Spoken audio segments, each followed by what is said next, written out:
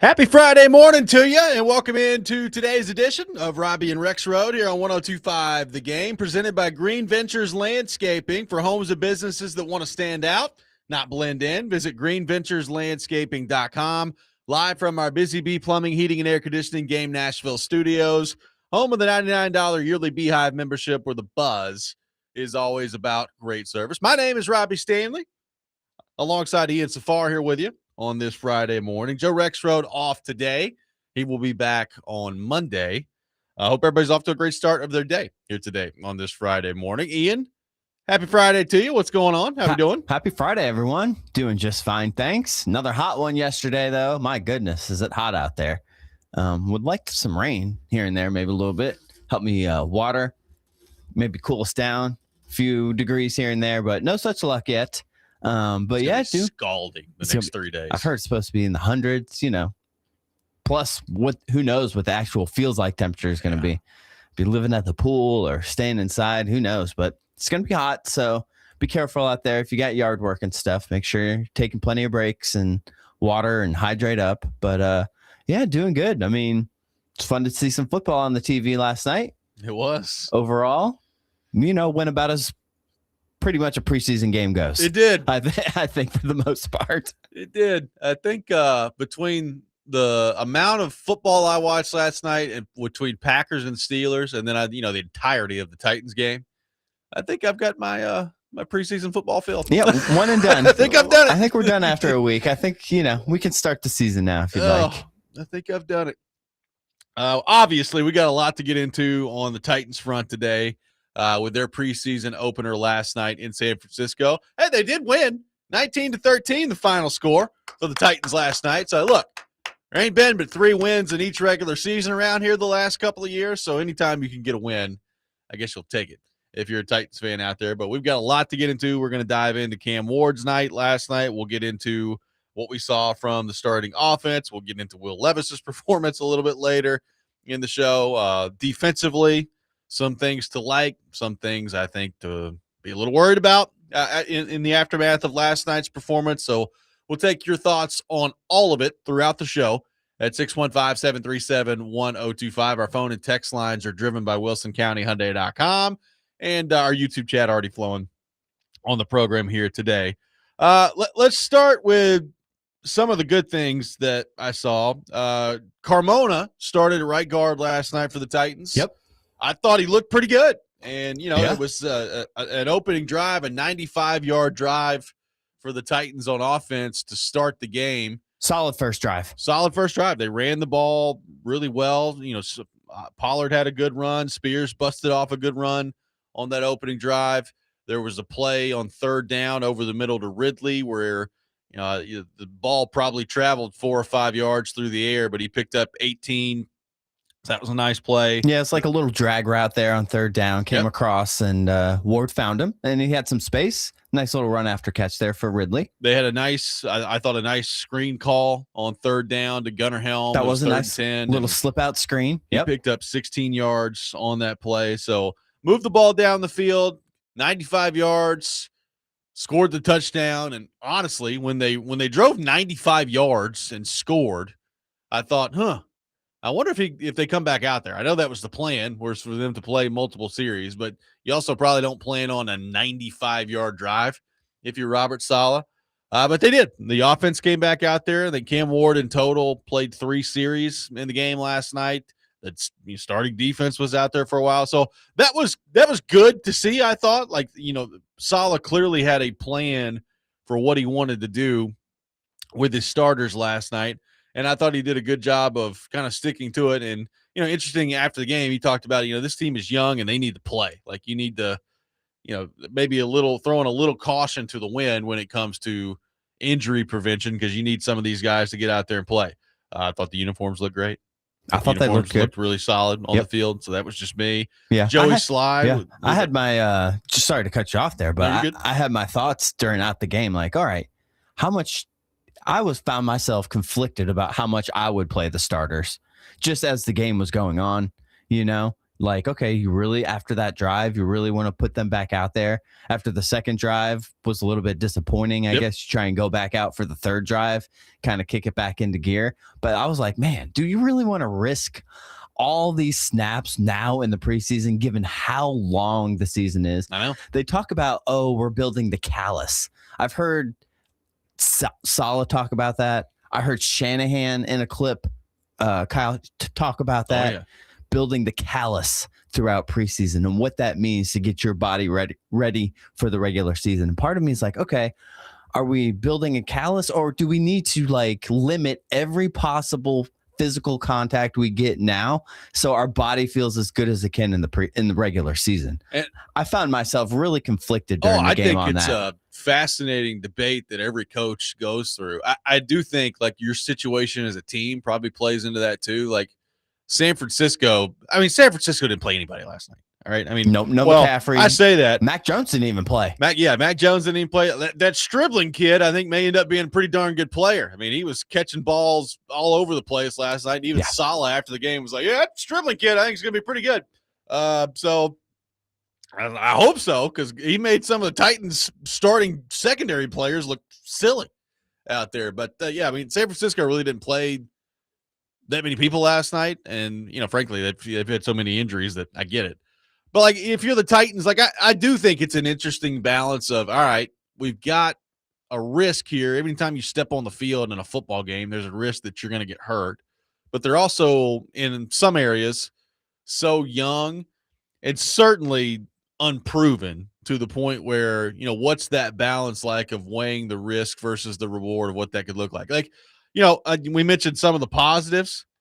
I thought the starting offensive line did a good job last night, and they should have. Your boy Latham looked all right. Yeah, I thought. Yeah, like he was mauling some people. He was. They ran the ball well. I mean, Ward, for the most part, was protected well. I mean, the one time he really got hit, he got hit a couple of times. He scrambled and tried to, outrun somebody to the sideline, picked up like 3 yards, took a hit that I don't really want to see him take in the preseason there. And then we'll get into this here in a minute. He held onto the ball for about 10 seconds in the pocket on the intentional grounding play. But other than that, like I thought, that's not really – I don't put that on the offensive line when you hold the ball as long as he did there. So I thought the offensive line did well. I said yesterday, knowing who they're going up against with San Francisco's backups, this had better not be a situation where the starting offensive line struggled out there. So it was good to see. I thought that they didn't. I thought they played well. They moved the line of scrimmage pretty well in the running game, and I think you felt good about that. I mean, Joey Sly, in all seriousness, we've kind of joked about him, but that's a heck of a game from him last night. I mean, he made 3 50-plus yard field goals in the game. He made all of his kicks. And he nailed them. They were close. Like, it was right down the middle. Yeah. So that was good to see. In some ways, look, he had to know that his job was, I guess, somewhat in jeopardy. I mean, the Titans are holding workouts for other kickers. I mean, he said the post-game quote that I read, like, he goes, I know, what the deal is. You got to make kicks.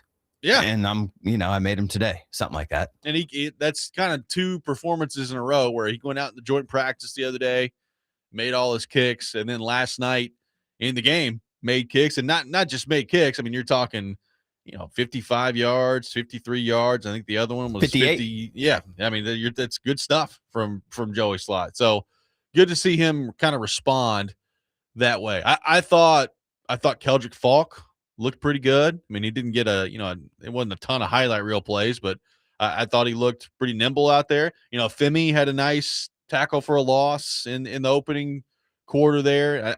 Femi played a lot last night. I thought he was all, he was in the game for a long time. So there were some good things that I saw from the Titans last night.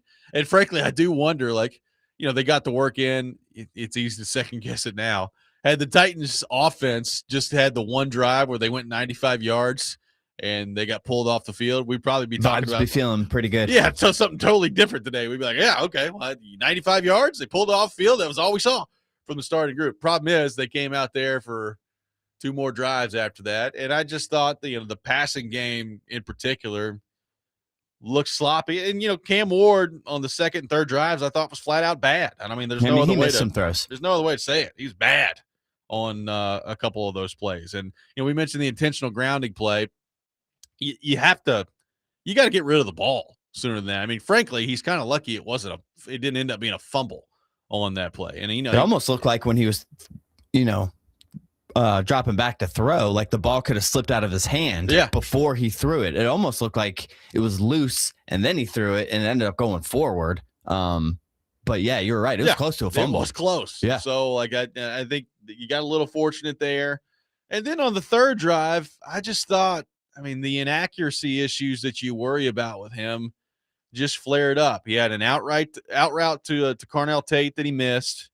I mean, he didn't miss the throw to Wan'Dale Robinson, and if you want to put it on Robinson there, you can. That's fine. It hit him in the hands. He needs to catch it. But you're also talking about him. He threw like a Randy Johnson fastball from 5 yards away. Like it just that probably a situation where a little more touch could have been on the ball. But yeah, I mean, you could put that on Robinson if you want to. I have no problem with that. And then he missed Io Manor. Looked like Io Manor may have gotten held up a little bit in his route, but he missed his Io Manor. And then he forced one to Tate on third down that absolutely should have been intercepted, that I just thought was just a bad decision. So, like the first drive, it was a nice play over the middle to Ridley, a good screen call from Dable, I thought, to Gunnar Helm. And then other than that, in the passing game, it just didn't go very well for the Titans. Ward finishes 5 of 12 on the night for 57 yards, a quarterback rating of 56.6. And that is – it's not quite what you're looking for in the preseason debut from your quarterback. Yeah, you would like to see a little bit more consistency. There was a few of those dropbacks where he kind of, I don't know, we've talked about his accuracy every play, just hitting the layups. And there was a couple where, I don't know, he was just felt like he was slinging them in there too hard, just throwing the ball too hard a couple of times, and just, I don't know if he wasn't comfortable with what he was seeing or because like you said, because the pressure wasn't too bad on some of these. The offensive line, for the most part, held up as far as giving up a lot of pressure. Agreed. So you wonder, is it a chemistry thing? Is it just it's Saleh kind of talked about it post game that we'll kind of get into. Maybe that played a role into it. But there were a few kind of, I don't want to say gimme passes, but some of those in the play, in the system, you got to hit those if you're going to be consistently move the ball down the field. So that's where we start today. Titans win last night, 19-13 in their preseason opener. The starting offense was in there for 3 drives. You had a 95-yard touchdown drive that you liked, and then 2 more that just did not go very well for the Titans starters on offense. After that, we'll take your thoughts. What did you make of Cam Ward's night? What did you make of the starting offense? Take your thoughts on that. Robby and Rexrode, 102.5 The Game.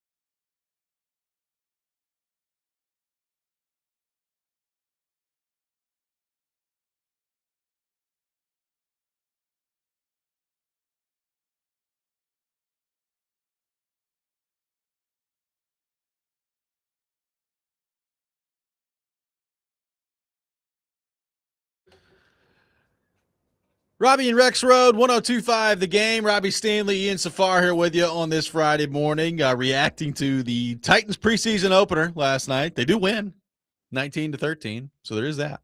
DVD was talking about this the other day. Titans are good in preseason. Yeah. They've won, I think, 7 preseason games the last 3 years, plus, I guess, 8 if you include this year, past 4 years. Yeah, doesn't that kind of show you? It kind of shows you what we're talking about. Hey, man. Oh, boy. We're just killing the preseason. Yeah, man. Titans killing the preseason over here. Preseason warriors out there. They get it done last night, 19-13, the final score. Some thoughts on the text line. Dylan in Antioch says, agreed, Ian. I was very conflicted about the starters out there. I can see it both sides, but I don't like it overall. Yeah, I mean, I guess new system, new offense. Cam's still young. He needs the work. Mendoza was out there a lot too. I mean, your boy Jordan Love even played a series. He played one. He did. It's not like Cam is proven like Jordan Love. But then you see the 49ers not play either quarterback, either Mac Jones or Purdy. Did the 49ers play anybody other than the Stribling kid that's going to like do Play anything on for their them team? this year? Yeah. I don't know. They talked about a young corner back at one point who made a play on one of the Tate throws. By the way, speaking of bad quarterbacks, that Adrian Martinez. Not great, eh? Not very good. Yeah, not I mean, great. he played for most of the game, so. Well, then I saw there's the kid who started, Curtis Rourke. Yeah. He took that hit as he was trying to run into the end zone there. I guess he bruised his ribs pretty bad. They took him to the Had to go to the hospital for x-rays. That's substation, man. I swear. So he got rocked pretty good. Speaking of the substation, there's been a new podcast out there from Pablo Torre Finds Out. Came out yesterday. I watched it after the show. About 55 minutes, almost an hour of the substation breakdown. They have the Science Versus lady, apparently, which is the podcast. What did they determine? They determined, and then they had another expert on from, I think he was from Australia. So I think she was from Australia, actually, too, who's like, a scientist, and he studies electromagnetic fields. And he pretty much concluded it was also a nothing burger. Okay. Yeah. Good to know. So, we can go back and look. Apparently there are studies out there, right? It's getting studied more by the day, I think. And some of the studies, people cherry pick the numbers, and the numbers weren't always adding up. Okay. And there's measurements out there that are a little, higher, but the actual limits that you're allowed to have is like in the thousands. Okay. And the highest I think that they got was like a 50. Okay. So overall, yeah, there's not a big deal. Yeah, I think overall it's not a big deal. The guy at one point was straight up asked, would you be worried about playing for the 49ers?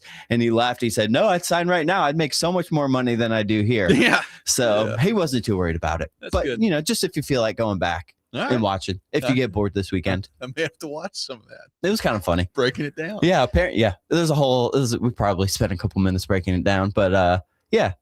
Check it out. Pablo Torre Finds Out, I guess, wherever you get your podcasts. So Cam Ward, 5 of 12. Nice. Cam Ward, 5 of 12 for 57 yards last night. The 95-yard drive for the Titans starting offense, and then a couple of stinkers after that. And Robert Saleh was asked about Cam Ward's performance and what he saw from his young quarterback after the game. Here's what Titans head coach Robert Saleh had to say. How do you feel about Cam's decision-making after the initial drive? Yeah, you know what? We'll go back and look, and I've got to talk to Dayball still. It felt like his decisions were right. It just felt like he was a little bit sped up more than he has been in camp.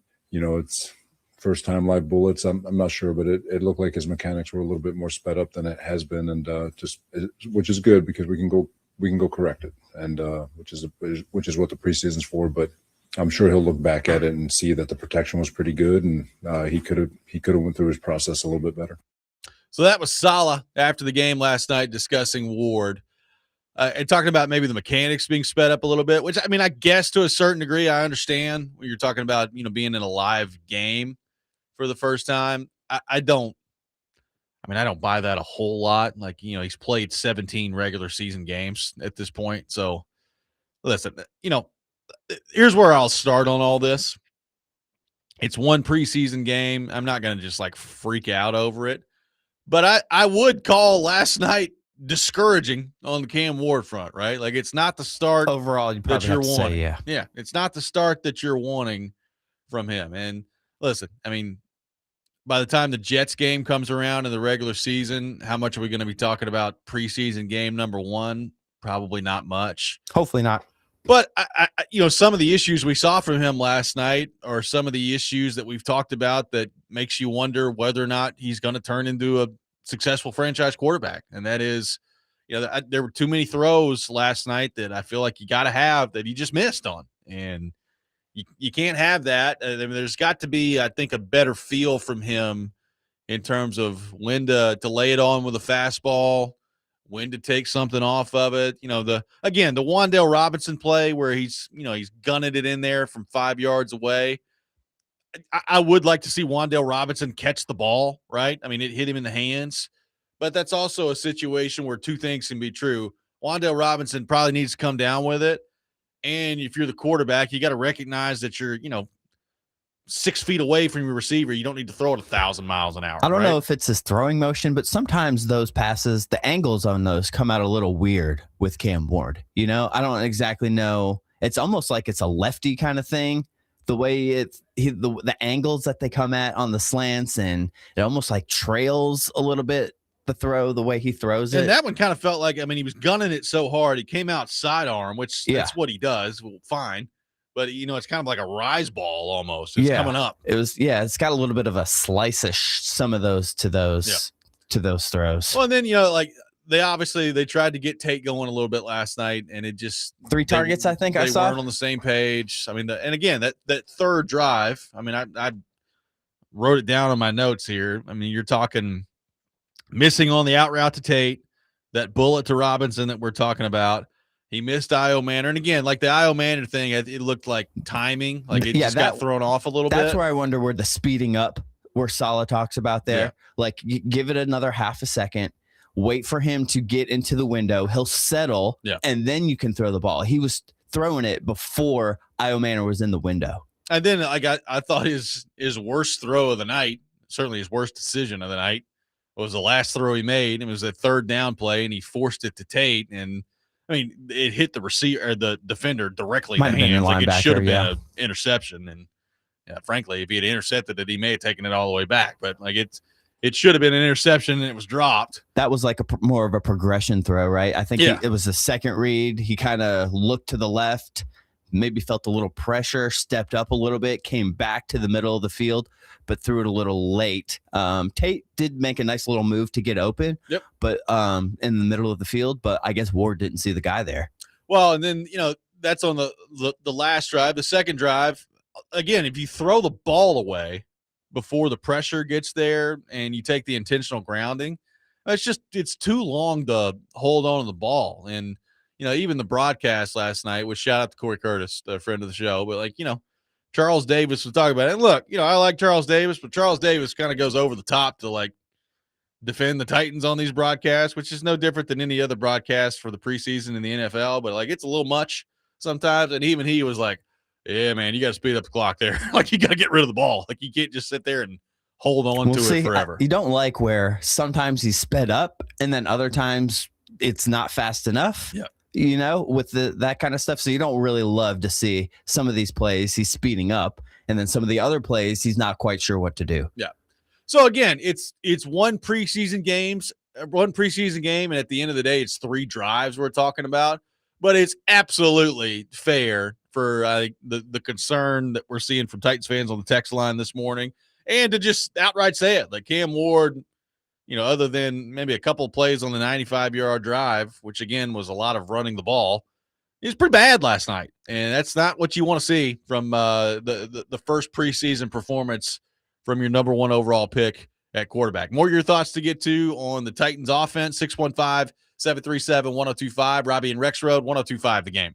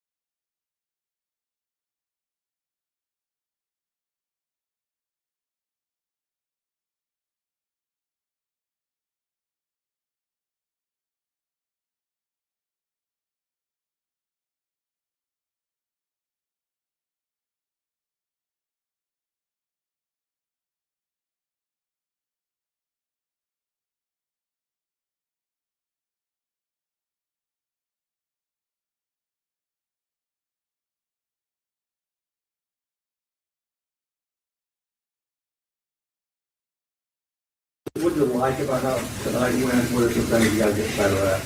I like how the O-line, they made the standpoint on the game. They've had a great camp this whole time. They've had a great season, keeping myself upright, and then the running back room. So I think they have us trending in the right direction. We're real good in the run game, real sound like we've been through the whole camp. I think we got to continue to clean up things in the pass game. With myself, with the receivers, seeing eye to eye. I got to continue to give them better chances, making plays. And I think once we get that, we'll be really good. That's Cam Ward after the game last night. Titans win their preseason opener 19-13. Cam Ward 5 of 12 in the game last night. A lot of reaction on our text line, driven by WilsonCountyHyundai.com. Logan says, I've never let a preseason game discourage me this bad, but last night may have broken me. I can't take another 3-win season. Okay, Logan, it's okay. It's okay. It's only one preseason game, like you said. It's never brought you down before. Let's not start now. We're okay. It's a new coach, new staff. It'll be all right. I don't think the text line's all right this morning. They are not, are they? Will from YouTube's Bellevue, a little rough too. Jared in Spring Hill, of course. Yeah, Jared's having a good morning.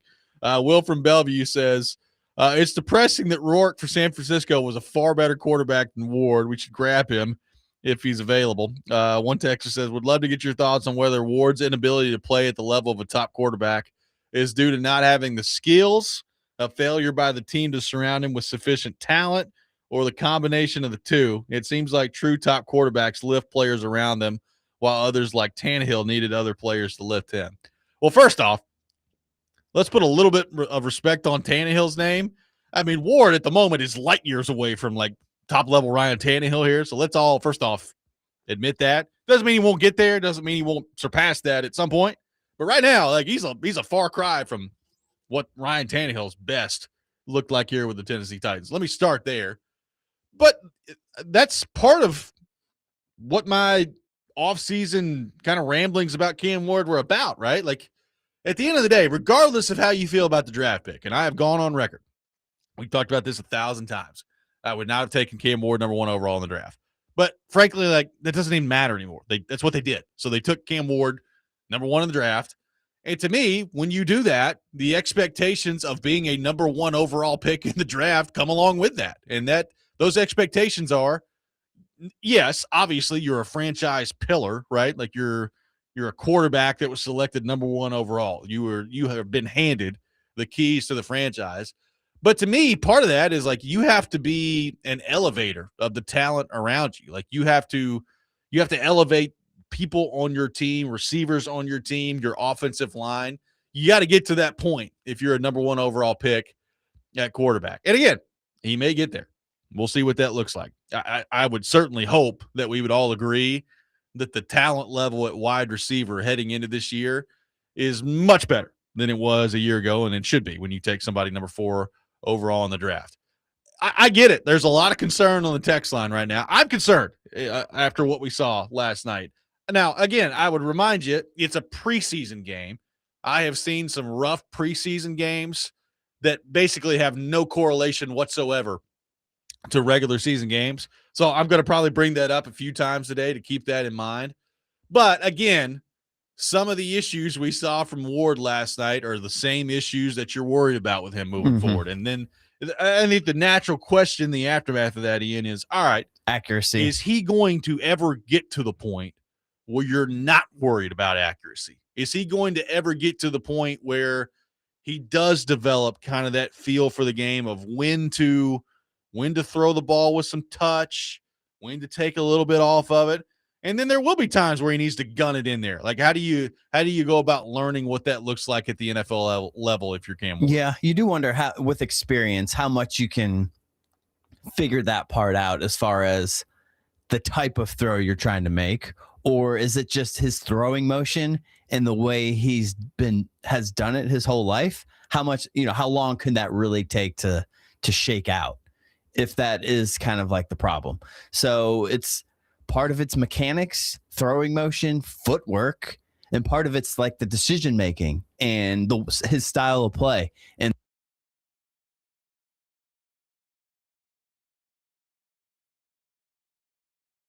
And I think with experience, I think he can kind of figure some of that stuff out, especially the intentional grounding play. I think with some experience, he can figure it. I think that can improve.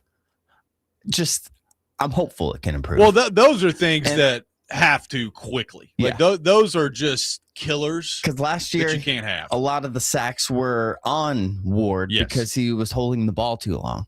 And if that's his style of play, like that in what made him effective to be the first overall pick, like you don't want to take too much out of that for him, right? Because then he's not going to be at his ceiling.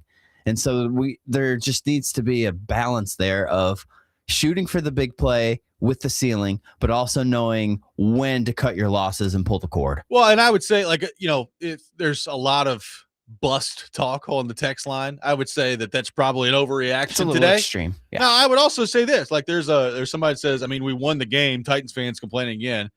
That's kind of an extreme the other way. Yes, they won a meaningless preseason game against a bunch of third stringers from San Francisco. Like I don't put a whole lot of stock into that. So I think you can kind of be extreme on both sides of it. But the bottom line is, I think what's disappointing is you see Cam Ward, it felt like maybe was turning the corner a little bit last weekend where you go through the blue and white scrimmage where he looked really good.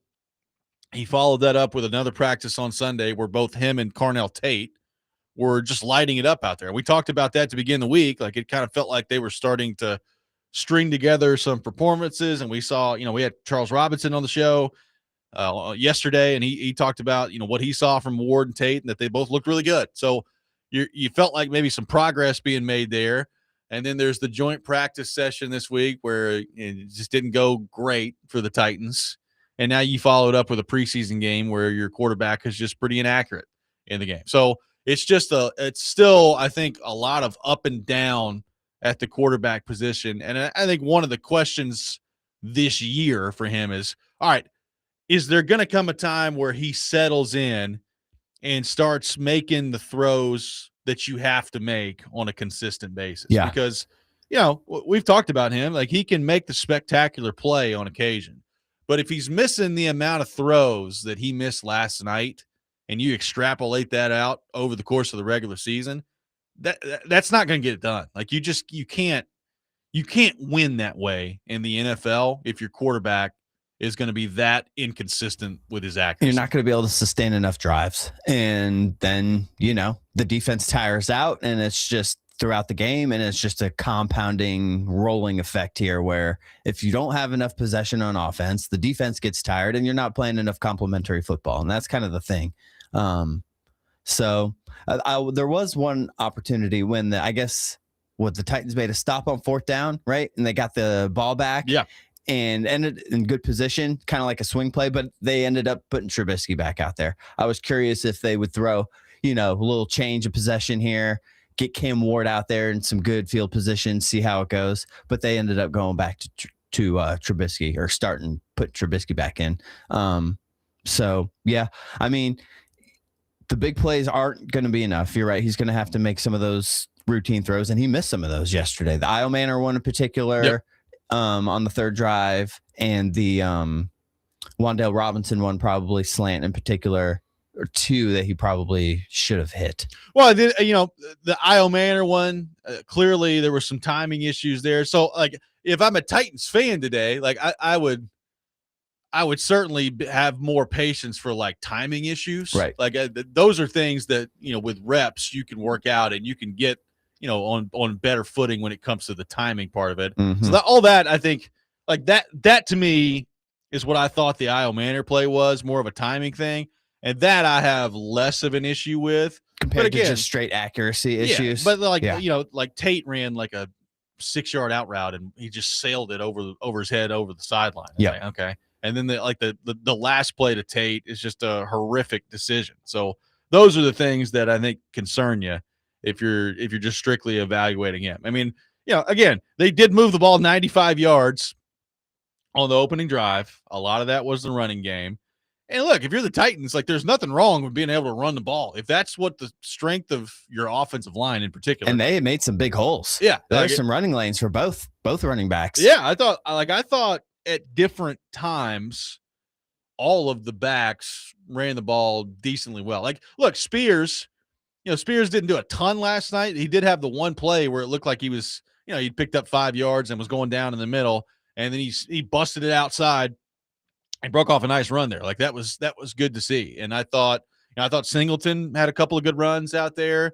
I thought Chestnut had a couple of good runs out there. So like they ran the ball pretty well for the most part last night when it comes to just, particularly the starting group of your offensive linemen and what they did. I mean, they had 167 yards rushing last night. So you'll be happy with that total anytime you can get it if you're the Titans. But I think the passing game left a lot to be desired. We'll continue to take your thoughts on Cam Ward and the Titans. We will get a little bit into the defensive side of the ball coming up next and some of the things we saw, including one player in particular that a little worried about in the aftermath of last night's game. We'll get into that. Robby and Rexrode, 102.5 The Game.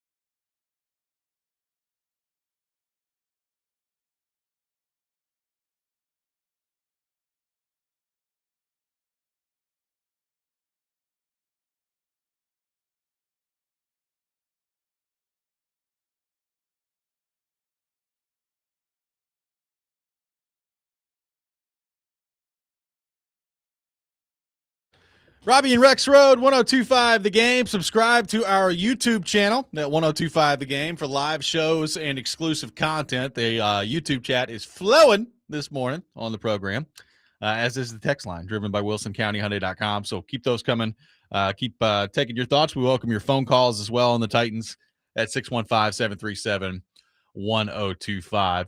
We've talked a lot about the offense so far. We will continue to break that down throughout the show. I do want to touch quickly on the defense.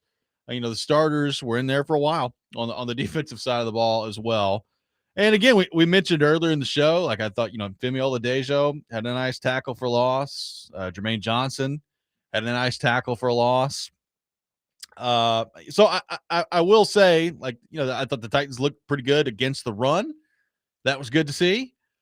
I'm starting to get a little worried about secondary, Ian. I didn't think Alontae Taylor was great. He gave up a couple of plays. He had the penalty. I didn't think it was necessarily a great performance from Taylor. I thought Flott was bad. Stribling got him a couple times. Stribling got Flott a few times. He had a pass interference that he got called on. Probably another play that could have been pass interference that he didn't get called on. And then he just got beat a couple of times. And when it's not even just the game itself, when you factor in the joint practice session earlier in the week, which apparently did not go very well for the Titans secondary. And then last night, you're talking about your starting secondary out there for, a pretty decent amount of time. Almost the whole first half. Yeah, and it didn't go overly well against, Curtis Rourke and the third-string quarterback. Rourke was 10 of 12, I think I saw. He was. And, again, sometimes that can be deceiving, like if you're just checking the ball down all the time. But there was a couple plays where they got beat down the field. Well, Stribling beat him on that one around on the sideline. Yeah. Oh, yeah. And Flott acted like it was incomplete, but it looked like Stribling got his knee down before he went out of bounds. Made a nice catch there. Yeah, nice catch. And look, he may end up, it's impressive performance from him last night. Do you remember him from Ole Miss a lot? I do, but I don't remember him being like that. That was good grief. Yeah. So, he had 7 catches on 8 targets last night. So he's a good player out there. But, Flott in particular, I'm like, I don't know, man. You'll have to pick it up a little bit. I just think when you factor in the whole picture of the joint practice session, which didn't go well for the Titans defense, particularly the secondary, and the game last night that I think didn't go very well for the secondary, I'm starting to be a little concerned about the secondary back there. Yeah, I think that's fair. Preseason, I do wonder because there's no game planning, right? And so you don't really know it's pretty much you're on an island with your receiver back there for the most part. And so on those particular situations, you would expect the offense to win those battles when it's pretty much one-on-one. But there was a third down or two, third and long, I can think of in particular, where they dropped back into a zone, only rushed 4. They didn't get there, and they completed. It was like a third and long, in a zone right there, right in front of Amani Hooker.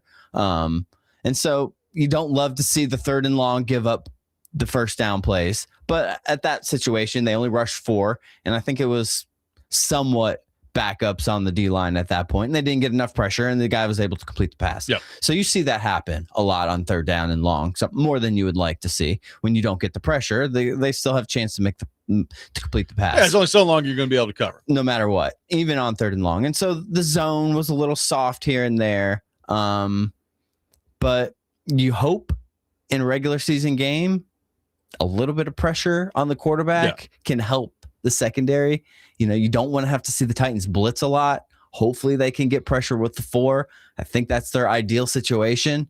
So at least they didn't get burnt deep for a touchdown. Yes, that was the good thing. Nothing crazy over the top. None of the safeties got burnt over the top. It wasn't a overly long bomb. I guess that one, the Stribling, was about as long as it got, right? Yeah, which is about 20 something, I would think, maybe 32. Okay. So. Yeah. So that, you don't love to see that, but overall you got to hope the front 4 can help the secondary. I think maybe this year. Well, I think so, but then that makes me worried because I look at kind of some of the big question marks on the defensive side of the ball, when John Franklin Myers is back in there and it's the combination of he and Simmons, I think you feel good about that. But I do think there are some pretty large questions about how much pressure they're going to be able to generate from like the edge, right? So what's that going to look like? So if you've got a combination of question marks on the edge and you're not feeling great about your secondary, it's not a great place to be on that front. Cameron on the text line says, it was ugly last night, guys. Uniforms looked awesome. And that's about it. Stribling outplayed Tate. After seeing our secondary, it makes me question all those Tate highlights from camp. That is the thing about camp that we go back and forth about. Like, these receivers are making plays. Does that mean the receivers are good or the corners are good? Then you see them play against another team, and the Titans receivers aren't really making plays, and the corners aren't also making plays. So you worry about that. Well, and again, with Alontae Taylor, I didn't think he looked too bad. He was I all didn't right. notice anything in particular where it was like, hey, he's one-on-one out there. This guy's mossing him or anything like that. Like, it was certainly worse from Flott. And with Taylor, there's proof of concept in the NFL that he can play. Like, he's a good player. Now, we can get into the Kuharski clip from when they signed him up. How many touchdowns did you give up last year, Alontae? We could do that if we want to a little bit later in the show. But I think there's proof of concept there. I just frankly, I haven't watched a lot of Cordell Flott in games because the Giants. I just haven't watched a whole lot of New York Giants, and they were just so irrelevant in the back half of the season. Yeah, so I'm starting to wonder kind of what that looks like on the Cordell Flott front, and kind of what we're looking at there. So that part of it could be pretty interesting. Let's head to our phone line, driven by WilsonCountyHyundai.com. Welcome in Jared in Spring Hill to the program. Jared, good morning. How are you? Yeah, see, again, I don't really want to pile on, but again, you just kind of want to, as a fan, you just really want to see growth and some things out of, Cam Ward and really even the offense that you haven't seen before. And just, I think I put this in the chat, but it's almost like they came out hot and then the defense made adjustments for San Francisco, and then they didn't really have a counter to the adjustments or what. And then what happened to Ward's psyche after that intentional grounding? It just seems like he was a completely different person. It looked like he was in command before that. And then after that, it just seems like it just really unraveled quickly. And I don't know how much mentally, like that, it was a mental thing or a physical thing. And then it's just kind of a little bit concerning because how much is that on his end going to really be able to improve before the Jets game in a short amount of time? And then if that was the Jets game last night, I'm playing this out. This has to be like a 13-12 loss. And if we're going to lose, I would rather lose 31-35 where Ward has 300, yards and a couple touchdowns, not just being able to run the ball and it's just going to be a field goal fest and, 105-degree heat. So, again, the door's not closed. I know I'm negative. I'm a pessimist. I understand. But I do want them to be good because it's nice for them to be good. And, again, like I said, as a teacher, man, Titans got to do – winning helps. But, man, the youth, I'm about to step into a classroom full of kids with a Titans hat on.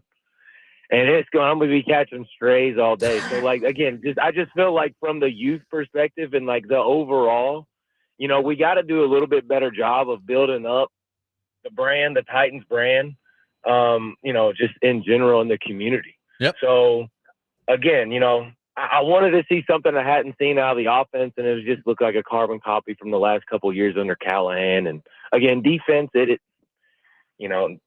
so many different things and nuances to analyze a defense on and different things. So, but anyways, fellas, it's going to be hot. Like you said, so hydrate up and, tighten up. Thanks, Jared. Appreciate it.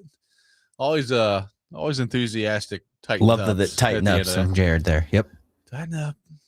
Well, hey, good to know that Jared is educating the youth of America, though. Yeah, I think he does have a point about the lack of youth enthusiasm about the Titans probably right about now.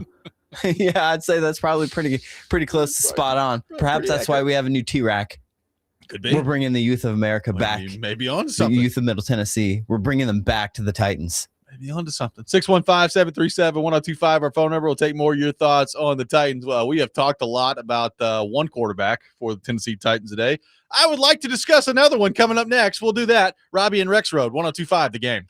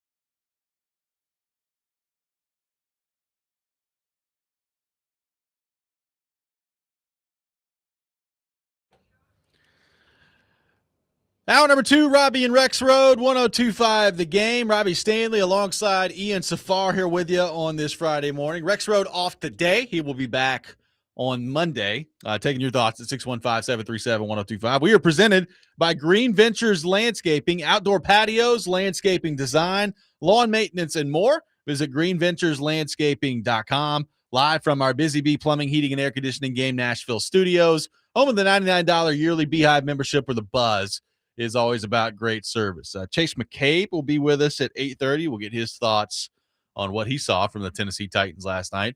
Welcoming more of your thoughts. Lots of thoughts rolling in throughout the show this morning, so keep them coming at 615-737-1025 on our phone and text lines driven by WilsonCountyHyundai.com. We have talked about Cam Ward a lot so far on the show. We will continue to do that throughout the program here today. Ian, I do want to touch briefly on another quarterback that we saw last night play for the Tennessee Titans. Trubisky? Yeah, fine. Hendon Hooker? First off, in all seriousness, I was glad to see him get in the game. Yeah. I literally, so there was, I think there was like 6 minutes left in the fourth quarter, and I was looking around. I was like, all right, do I really need to watch the rest of this, or can I just freaking go to bed now? Because frankly, I was tired of watching Will Levis play quarterback, and I was like, well, I need to stay because Hooker's got his helmet on. We'll see what he looks like. He came in there, and I think he went 2 of 3 and had to fumble snap. So yep, see what that looks like. Trubisky, basically, they did with Trubisky what I was hoping they would do with Trubisky, which is basically like, hey, get in there for like a half second and then get out of there because we know what you are. So I was glad to see the Titans coaching staff handle it that way. I mean, Will Levis got a lot of run last night. He got a lot of playing time in this game last night. He finishes 3 of 8 for 42 yards. He got sacked 3 times. We mentioned Cam Ward's quarterback rating of 56.6 last night, which was not good. Will Levis was 55.2, so ended up with a worse quarterback rating than Ward in the game. And it looked to me basically the same way that Will Levis has always looked to me, which is just at times completely out of control and just inaccurate with the ball. Like he had a play, he ran, I think it was Restrepo that ran kind of a breaking in route over the middle of the field, and he was open. Like by NFL standards, he's open. If Levis puts the ball where the ball needs to go, it's a first down, and you're moving the ball down the field. And, I mean, he's open by a good couple of steps, which is pretty open in the NFL. And Levis threw the ball 3 yards behind him. I mean, it's rare to get open. Yeah. Right. In the NFL. Like, for open in the NFL, it's, it's tight. I mean, Levis missed him, like threw it behind him by 3 yards. And I was just like, oh my God, like, what are we doing here? So for the, the people out there that were hoping that Levis would have good performances to get some sort of trade value, we're off to a rough start on that one last night, Ian. It did not go well. And look, I'll be totally honest with you. And again, I don't want to pile on the guy because we're talking about a third string quarterback at this point, but I guess I will pile on a little bit. I just kept, while watching Levis play last night, replaying the comments in my head of, hey, I know that there are not 32 quarterbacks in this league that are better than me. And again, I have, I guess, no problem with him saying that. I think there's a confidence that you need to have playing quarterback. Frankly, I guess there's some sort of, some level of delusion you need to have playing quarterback in the NFL. But one of the thoughts that came to my mind last night as I'm watching Will Levis out there was, is he even like an NFL quarterback? Like, I know from a physical skill set standpoint, like he's got a big arm, physicality. He's a good sized guy. Yep, athletic. I guess they started the game off with him last night trying to make him like Lamar Jackson because he kept doing quarterback draws and all this other stuff. And I was like, oh, is that what we're doing? Dable action there for you. Yeah. So like Jackson Dart. I get it from a physical tools standpoint. Like there's a reason he went in the second round. There's a reason that. So yes, he is talented enough to be an NFL player. But like I'm just watching him last night and I'm like, it doesn't feel like he's figured anything out from the last time that we saw him play. And, some of it may just be that he can't. Like it's, some people get to the NFL and they're just not accurate enough and they don't see it quickly enough and they don't know where to go with the football, in the right amount of time, where it just doesn't work out. And who knows, we may be talking about that with Cam Ward in the not too distant future. But I looked at Levis last night and I was just like, well, if you had any hope that there was going to be some performance out of him in the preseason to get somebody to send you like a 7th round pick, I just don't know. Like, I watched him play last night and did not walk away, Ian, thinking to myself, yeah, somebody's going to end up trading for that later in the preseason. That's the problem. If you're going to be traded for in this, people are going to be looking for backup quarterback options, right? And yeah, not a number 3. Not a number 3. No one's going to trade away a pick for a number 3 guy who's going to maybe be on the practice squad. They can, you can find guys like that for free. You don't need to trade away a pick. And Levis as a backup is just not an appealing option from a lot of teams, right? Especially considering how inconsistent he's been, how much work he needs to do, all the ups and downs that he has. And then you throw into the fact that he'd be switching teams, changing systems, changing coaches, getting used to all that. And depending on, who your quarterback is, Levis needs practice reps. He needs to practice. And as a backup, you just don't get those practice reps, and it's hard to develop. And at his age, he's not super young anymore, and in order for that to develop like that, he needs to practice and get some reps. And it's just hard to do throughout the week to be somebody's backup. It's hard to do. And look, and teams, they don't want a YOLO guy as the backup. No, they don't. That's right? the thing. Yeah, you need a safe guy who can go in there and not screw it up, not somebody who's going to go in there and play YOLO ball all the time. Well, and I guess you could view this part of it from both sides. Like, on the one hand, he was playing with 3rd stringers last night, and you could tell. I mean, the offensive line sucked. He got sacked a couple times. When you start to go down the depth chart of the offensive line for the Titans, and you're moving into the next realm of it, it's not good. Yeah. So, like, the starting offensive line did well last night. When you start to move into the reserves and the backups, it's just not a great situation. So there were a couple of plays where he snapped the ball and just was immediately under pressure. Like, Singleton got absolutely bowled over one time in pass protection. Yep. And Levis got killed on that one. So on the one hand, you're playing with 3rd stringers and you just don't have the best supporting cast around you. But on the other hand, Ian, like, you're Will Levis, you're a former starting quarterback in this league. At one point, you were like the golden boy of the franchise and was going to be the next franchise quarterback, and you're playing against 3rd stringers too. That is one point. It's not like you're going up against the starters. So you would like to see a little bit more in there, but unfortunately, this is what we've seen from Levis: the inconsistencies, the ups and downs, and it might just be who he is. Yeah, he's. I don't want to call him like a spaz, because that's not quite right and quite correct and not nice, but he plays a little spazzy at times, whether it's the rollout falling on his tush, or it's, just dropping back and seeing pressure and kind of scrambling both ways and then just running into the pressure and taking off and running recklessly. I don't know. It's not a great look.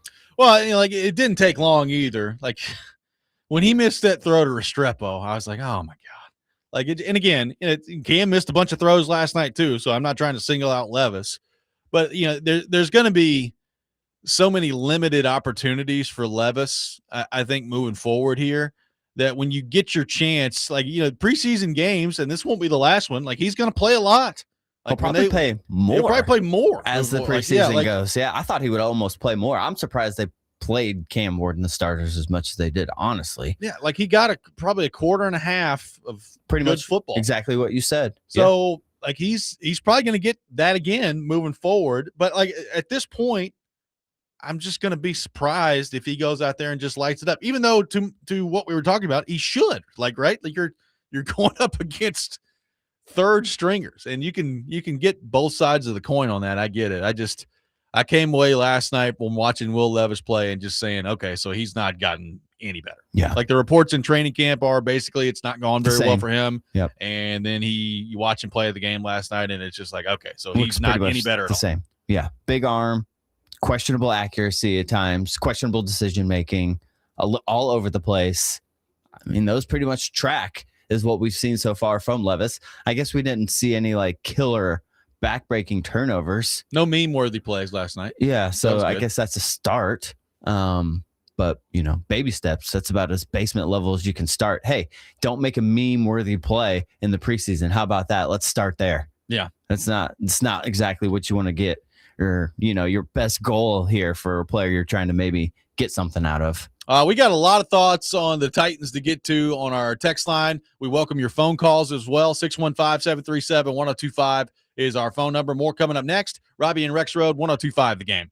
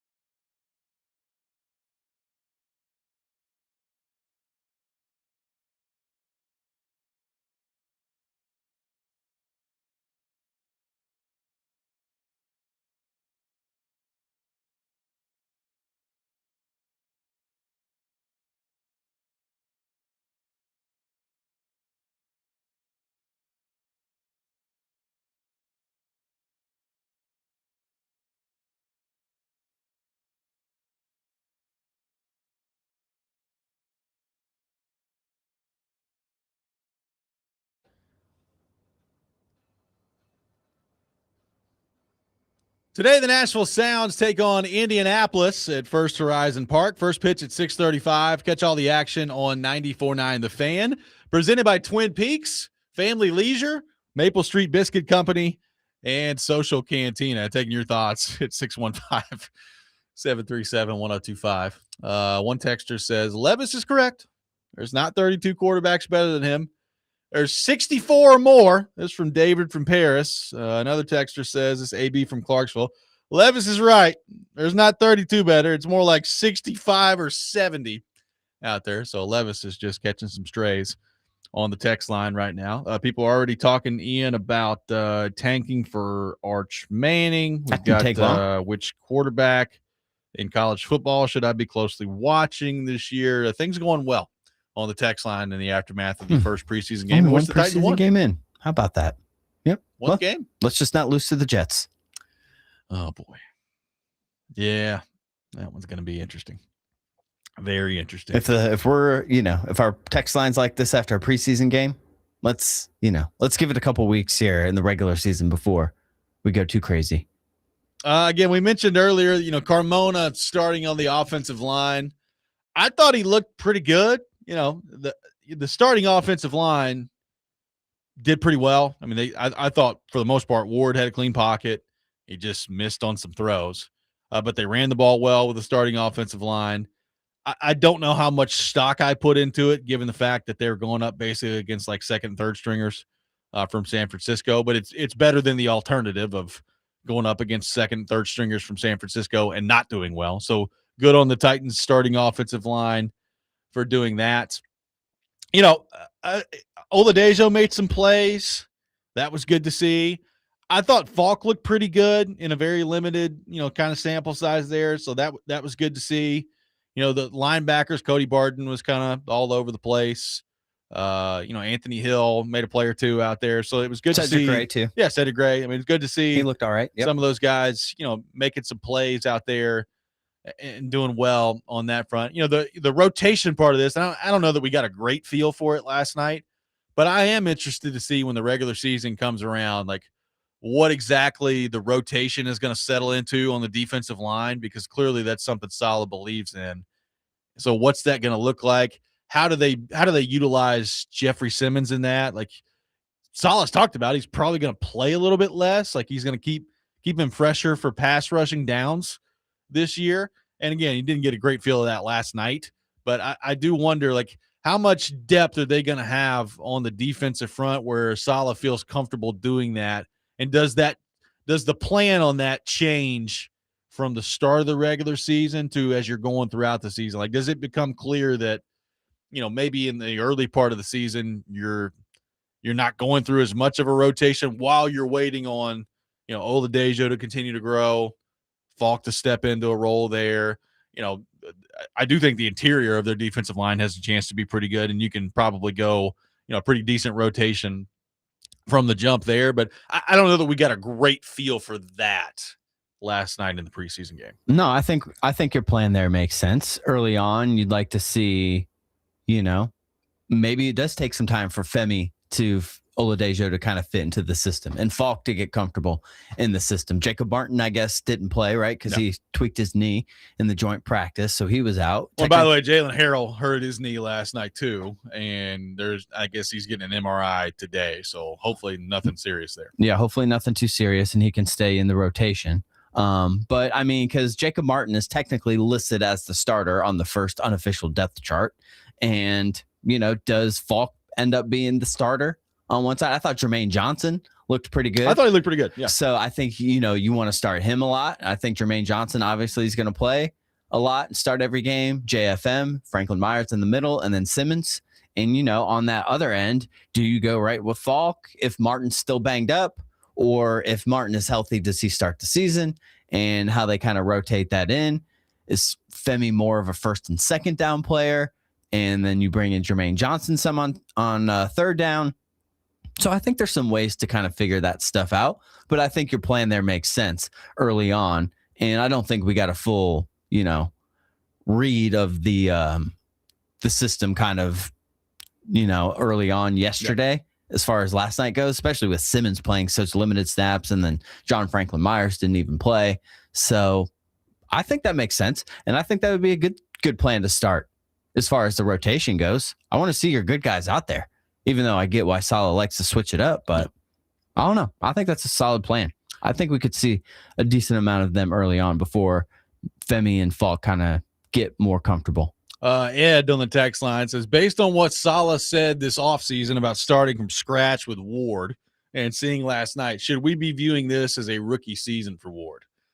I will not be. I mean, look, he played 17 games last year in the league. There needs to be some progression here, right? And look, trust me, I get it. The previous coaching staff was clearly in so far over their head that it's a problem. So I totally recognize that. I feel better about this coaching staff. I certainly feel better about this offensive coordinator. But, I mean, there is some value, or at least there should be, in Cam Ward getting the playing time that he got a season ago. And again, like, some of the issues last night, like people were talking about the intentional grounding on the text line right now. Like that can't happen. Like that is a situation. Forget all the accuracy stuff for a minute that we've talked about. Like the intentional grounding play is a play last night where you have to know in your head, if you're him, like he held on to the ball forever.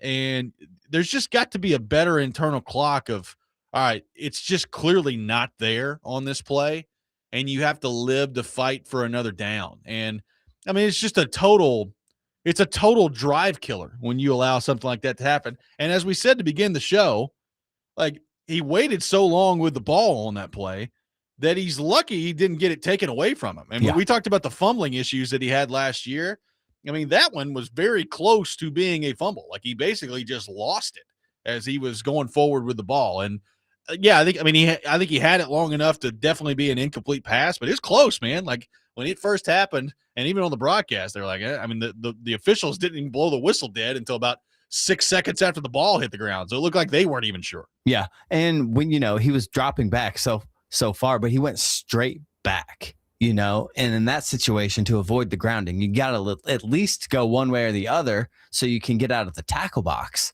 and avoid the grounding. Yeah. So I don't know if that was a lack of awareness or something he thought he saw, who maybe was about to flash open and it didn't happen. And I don't know, but you don't want to see the big negative plays like that. Cause like you said, those are drive killers. They were able to get some of the yardage back on a Wan'Dale Robinson little slant, but it was still 3rd and over 10. Yeah. And those are the things that can't happen. Like those are the things that, from playing last year, you need to have learned by now. Like, and look, nobody's perfect at it. I mean, you're going to see high-level quarterbacks in the NFL make some stupid plays every now and then.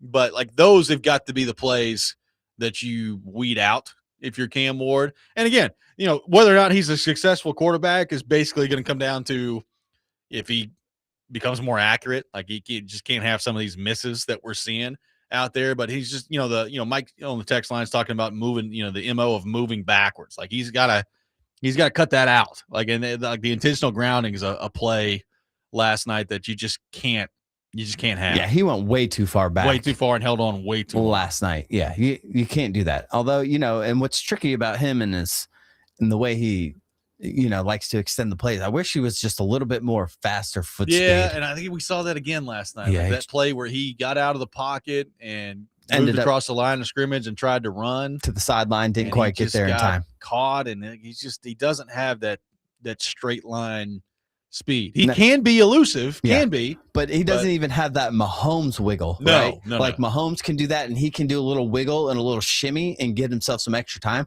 I don't really see that from Ward. Yeah. One texter says Cam doesn't look anything like what a number 1 pick should look like, and he hasn't since he got here. I'd trade for Baker Mayfield today and cut our losses. Back up from San Francisco looked much closer to a first-round pick than Cam did.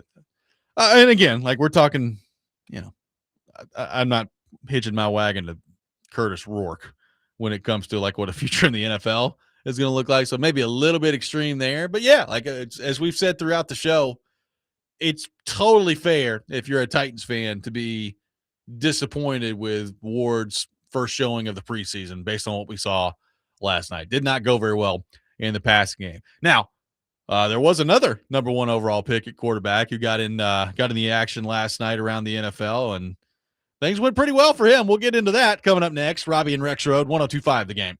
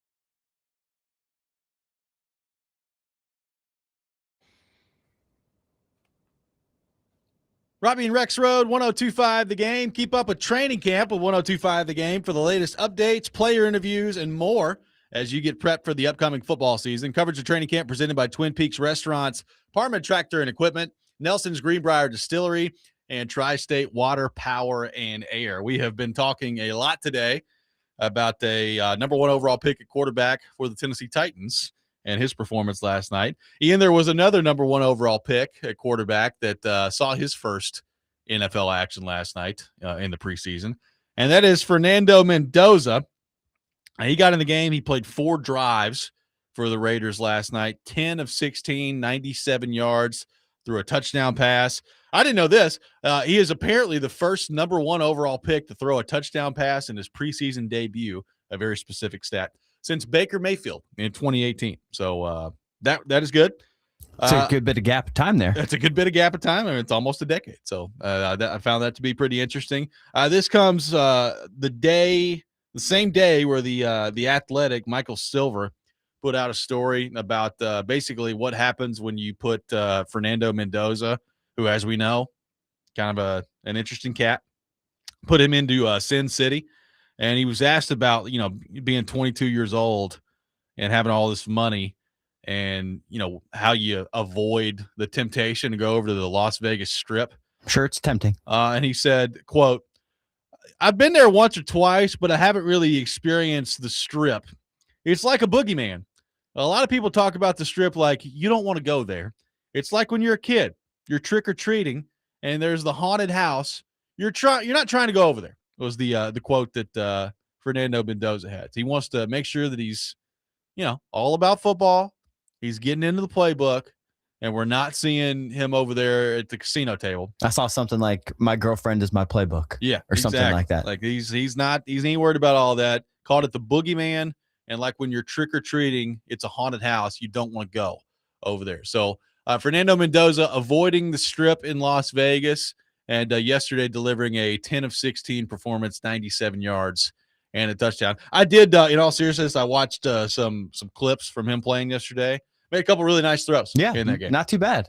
Cousins got the start, and I believe Cousins threw a touchdown to a tight end. Yep. And then Mendoza threw a touchdown. I think it was Jack Besh, however you say his last name. I believe that's correct, yes. It was a short little pass, but it looked like one that he would throw in college. A nice little read. It was a quick one right to the end zone. Pretty accurate, though. He made a couple of accurate throws from what I saw. Some threading the needle once or twice. Overall, I think his decision-making looked okay. No turnovers. So I'd say as a debut, that's got to be a solid start for Mendoza. Yeah. It's hard to root against the kid, given his personality and how fun he seems. It's I mean, it's going to be interesting to see how they handle that. Like, first off, what does Kirk Cousins have left in the tank as a starter here? And then, at what point, because I'd assume it's coming at some point this year. Like, I would be surprised if they make it through the entire season and Mendoza doesn't start at some point. And I'm talking even beyond just like Kirk Cousins injury related or anything, like just in general. I don't think they're going to be very good. And at some point, I think the temptation of having your number 1 overall quarterback on the bench is going to be too much. And, whether it's game 6, whether it's game 10, whatever it is, I think you're going to find Mendoza in there at some point. But I'm interested to see how that goes. But, I mean, it was a solid – I mean, it wasn't great or anything, but it was a solid debut from Fernando Mendoza. Yeah, I would think he'd be the starter sooner than later, given the situation. First overall pick. Yep. Cousins' lack of mobility these days. Their receiving core is not so great with the Raiders. Be thrown to Brock Bowers a lot, I think, and Ashton Genty. Be interesting to see how the skill position players kind of shape up for them. But I mean, if you're the Raiders, I think you have to say success so far. Preseason game 1 for Mendoza. I don't think you can be too down on that. Justin from Greenbrier says, "I don't want to overreact to last night. Pretty much everything else looked decent. Defense, offensive line, running game, even special teams wasn't too bad. But outside of that first drive, Ward looked like dog water. I mean, I wouldn't say everything was fine. I mean, again, we've talked about the secondary. I don't think the secondary was very good last night for the Titans. So you're a little worried about that. Caleb says, I want to make want to make the excuses of the first game and the timing was off and all that, but man, the passing game just looked horrid last night. I mean, I guess we could probably sum up the text line today of, I don't know that panic is the right word, but some strong caution from Titans fans here of, oh boy, what did we just watch last night? Yeah, caution I think is a fair word. Panic I would say is a little much, but there's some worriness kind of creeping in. It's preseason week 1, so try not to be too worried. I was watching some highlights up here though. Who did look really? I mean, Jeremiah Love, he looks big. Yeah, man, he is a big kid. Yeah, I saw some of these highlights with the Cardinals. Yeah. I was like, man, he looks like a big guy. He's running and looking tall and looking, I don't know. We'll see how that goes, but just something that kind of creeped in my head here as we're talking around the league last night. He got a pretty good run. I mean, 11 carries, 58 yards for Jeremiah Love last night, the 5.3 per carry. I mean, I think there were 6 games last night in the NFL. I mean, Anthony Richardson got in there for the Colts. From what I could tell, didn't look very good. I think he ended up 11 of 14, 145, threw a pick in the game. He did run around a little bit, so he scored a touchdown running the ball, but threw a pick in the game for the Colts last night. So you talk about somebody else that looking for a new we've talked spot. about Levis looking for a new spot. I mean, Richardson, you're talking about a former number 4 overall pick in the draft, and nobody has called about that yet. So we'll see what that looks like. I mean, Drew Aller in Pittsburgh, who just got drafted, looked really good last night for the Steelers. Now he was playing, at that point, I think Mason Rudolph and Will Howard had already played for the Steelers. So you're talking about, 3rd and 4th stringers at that time, but he looked pretty good for Pittsburgh last night. So some decent performances around the league last night. I mean, the Chargers won 27-7 against Houston. My guy Davis Mills did not look all that great. No, not so great. But Trey Lance, I mean, you never know what you're going to get from that guy in the preseason. 12 of 20, $164, threw a pick last night. He also ran for 27 yards.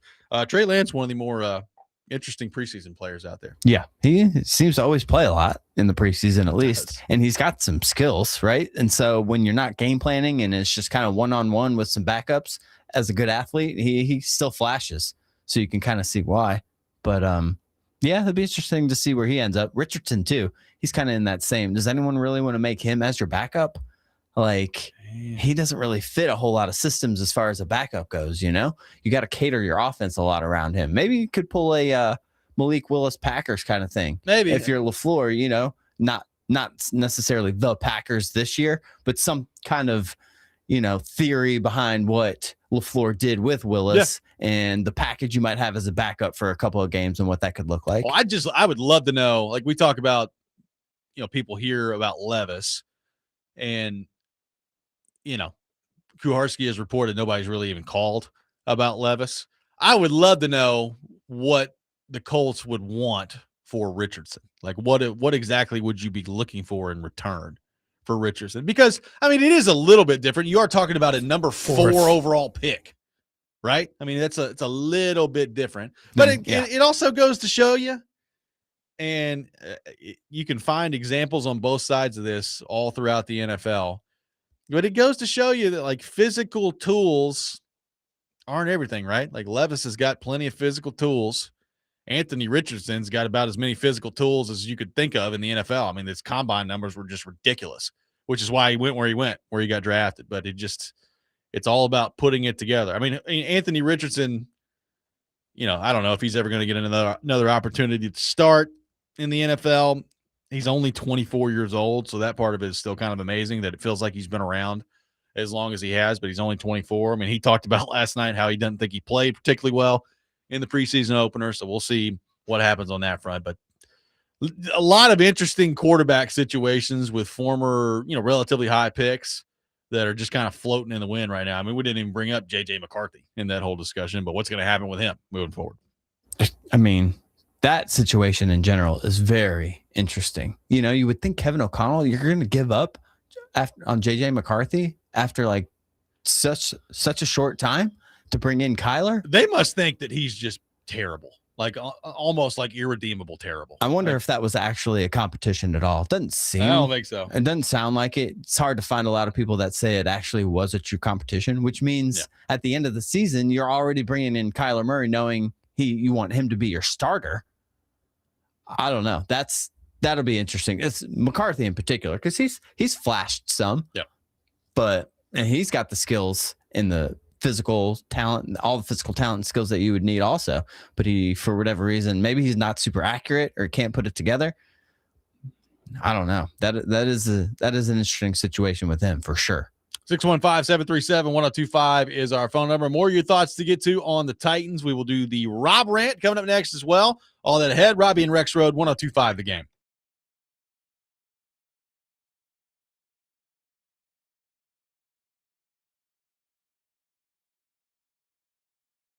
Hey, Robbie Stanley here. It's officially football season. Preseason is underway, and Twin Peaks is the spot to be for your fantasy football draft party. They got everything you need. 29-degree draft beers, bites for the whole team, a $50 bonus card for the commish, and an additional $5 bonus card for every drafter as well. We've had fantasy draft there, and we absolutely love it. So call to book your draft party today at the Twin Peaks Madison location. Visit twinpeaksrestaurant.com/fantasy draft for more information. Once again, that's twinpeaksrestaurant.com/fantasy draft for more information.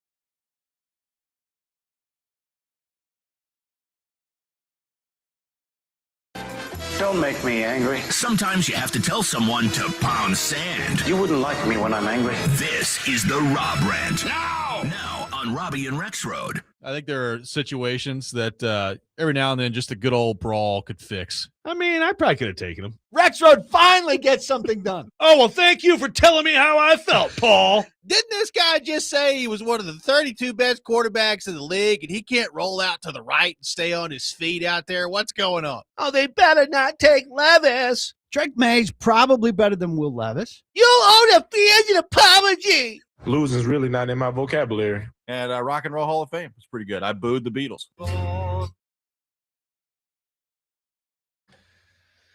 It is time for the Rob Rant here on the program. Served by the Wine Cellar in Hendersonville. Great spot. Taking your thoughts at 615-737-1025. We will continue the conversation on the Titans. Look, it was a good night last night for special teams, so I have not been critical of anything that's gone on. They did do – I want to get to this quickly, though. They did do two things special teams-wise last night, Ian, that even for a preseason game about sent me over the edge. Okay. It was a really good night for Joey Sly. He made 3 field goals of 50-plus yards, so good for him. So, I'm not trying to sit here and tear him down. But a couple of things happened in the game last night on special teams that had me almost literally screaming at the TV. Joey Sly kicking the ball off out of bounds drove me nuts. You're just automatically placing them at the 40-yard line. That should not happen. Stop kicking the ball out of bounds. I know that there's now the landing zone and all these different stupid things with the kickoff that we're trying to keep up with. But that drove me nuts. And Chim DK calling a fair catch on the 5. I was like, what are you doing? Why are you calling a fair catch on the 5-yard line? Yeah, maybe let that one bounce, huh? I mean, if you have to, it used to be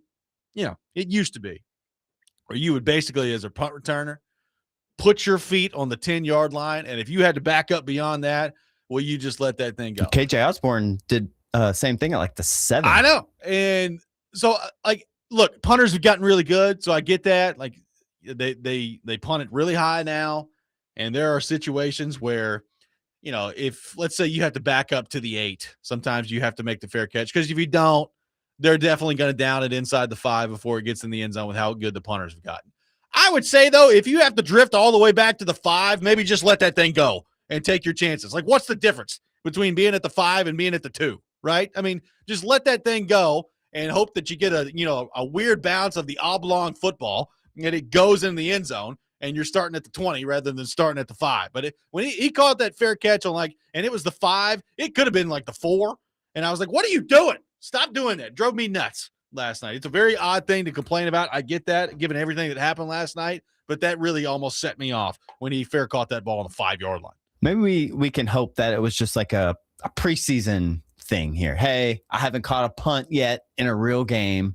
Let me at least get, some of the I'm going to assume it's that. Get some of the rust off. I'm out here probably only going to receive one of these punts, right? And then I'll get pulled. If you're DK, that's probably what you're thinking. Let's just go out there, knock some rust off, make the fair catch. No one's going to hit me. See if I can make the catch on the punt. It's a practice. This is preseason. This is practice for everybody. That's fine. I'm hoping it's that. Don't do that in the regular season. Yeah. If he catches a fair catches the ball on the 5 in the regular season, I'm going to lose my mind the next day on the show. I don't care if they win 40-7. It drove me nuts last night. And then, so I guess KJ Osborne's the backup punt returner. Looks like it.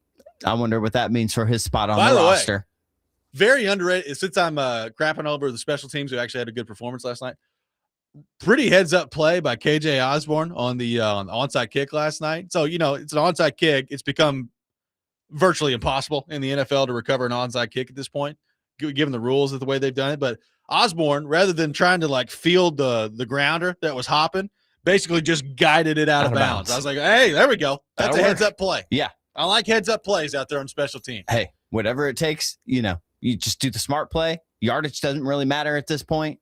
Just don't turn the ball over. And, hey, good for him. That's Fossil. Good stuff. Fossil, I saw, was mad at that one. They show them on the TV broadcast. Yeah. I guess the Titans got called for, what do they call it? Like an illegal procedure. The gunner was ruled to run out of bounds on his own and not get pushed out. And Fossil was giving it to the ref, and he said, that was a bad call. Yeah. So let's see. Maybe the rest can go back on preseason. Watch the film on that. See what you saw. I will say from like the officiating standpoint, I mean, usually I was glad to see this. Like we've gotten into the habit over the last few years in the preseason of them just really like hyper focusing in on one specific rule that they're just trying to call Point over of and over and emphasis. over again. Yep. And we didn't really see that in last night's game. So that was good. I mean, there were a lot of penalties, but it wasn't like they called 17, pass interference plays or whatever it was last night. So that was good to see. I will say though, like I do probably need a little bit more conviction on some of these calls from the officials. There was way too much of the making a call and hey, let's huddle up and talk about it for 3.5 minutes after it happened in the aftermath of it last night. So preseason for the officials too. Yeah. Sean Hockley out there. He looked good. I mean, they look good. Overall, I can't really complain about any of the penalties. They didn't really call too much. I thought they called everything for the most part pretty fair. I can't complain about the officials in preseason. Give them a sec, get back into the swing of things. I'm just glad we didn't have to deal with replacement referees this year like it was talking about the offseason. Glad they just got something figured out. Can you imagine? So I do not want to imagine that again. No. It's horrific. Just absolutely horrific. But that's really all I had to complain about on the special teams front. Given where we were a couple of years ago with Colt Anderson leading the charge, Fossils. I mean, we're light years better. Fossil's a stud. Yeah, a complete 180 for sure. And Tommy Townsend out there getting some punts off, looked fine. He even had one that was off the side of his foot, but it rolled enough to where I think it actually ended up being inside the 20. So that was good. Yeah. Hopefully we don't have to hopefully he won't have to be the MVP like Brett Kern was a few years back. That'd be nice. That'd be nice to see if we didn't have to worry about a Titans punter being the MVP. We will get back into Cam Ward and the performance from the starting offense coming up next. Take your questions. Welcome your phone calls at 615-737-1025. Robby and Rexrode, 1025 The Game.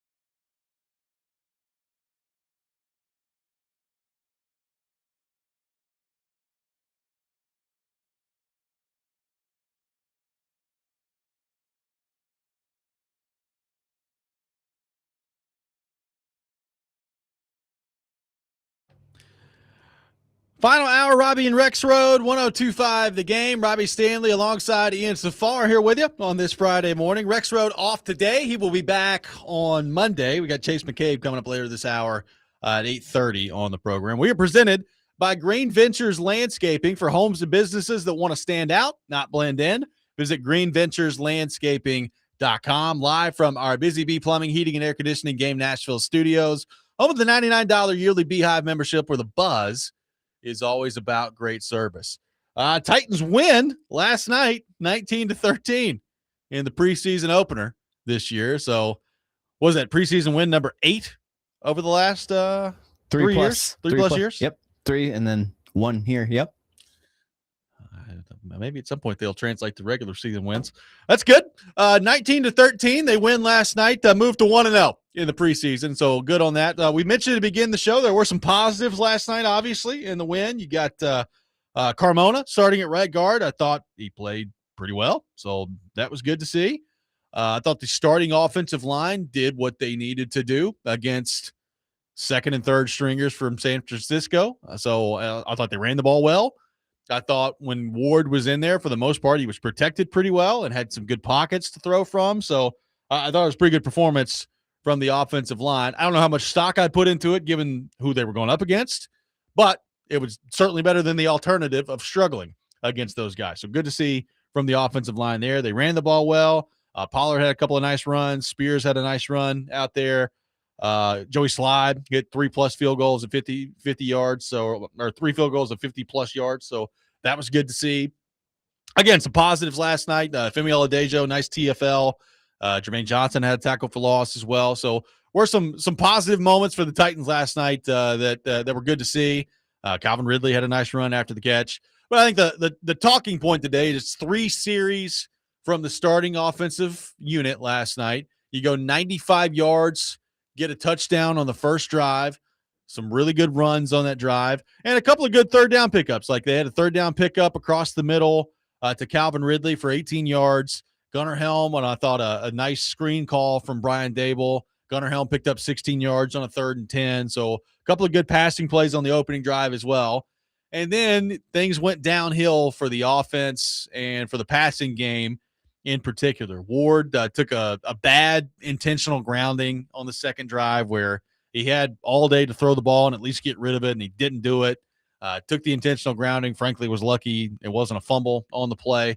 Very easily could have been had he held on to the ball maybe a split second longer. And then on the third drive, which was the final drive for Cam Ward in the starting offense, it's just bad. And it's flat out missing a couple of guys. He missed an out route to Carnell Tate on the sideline.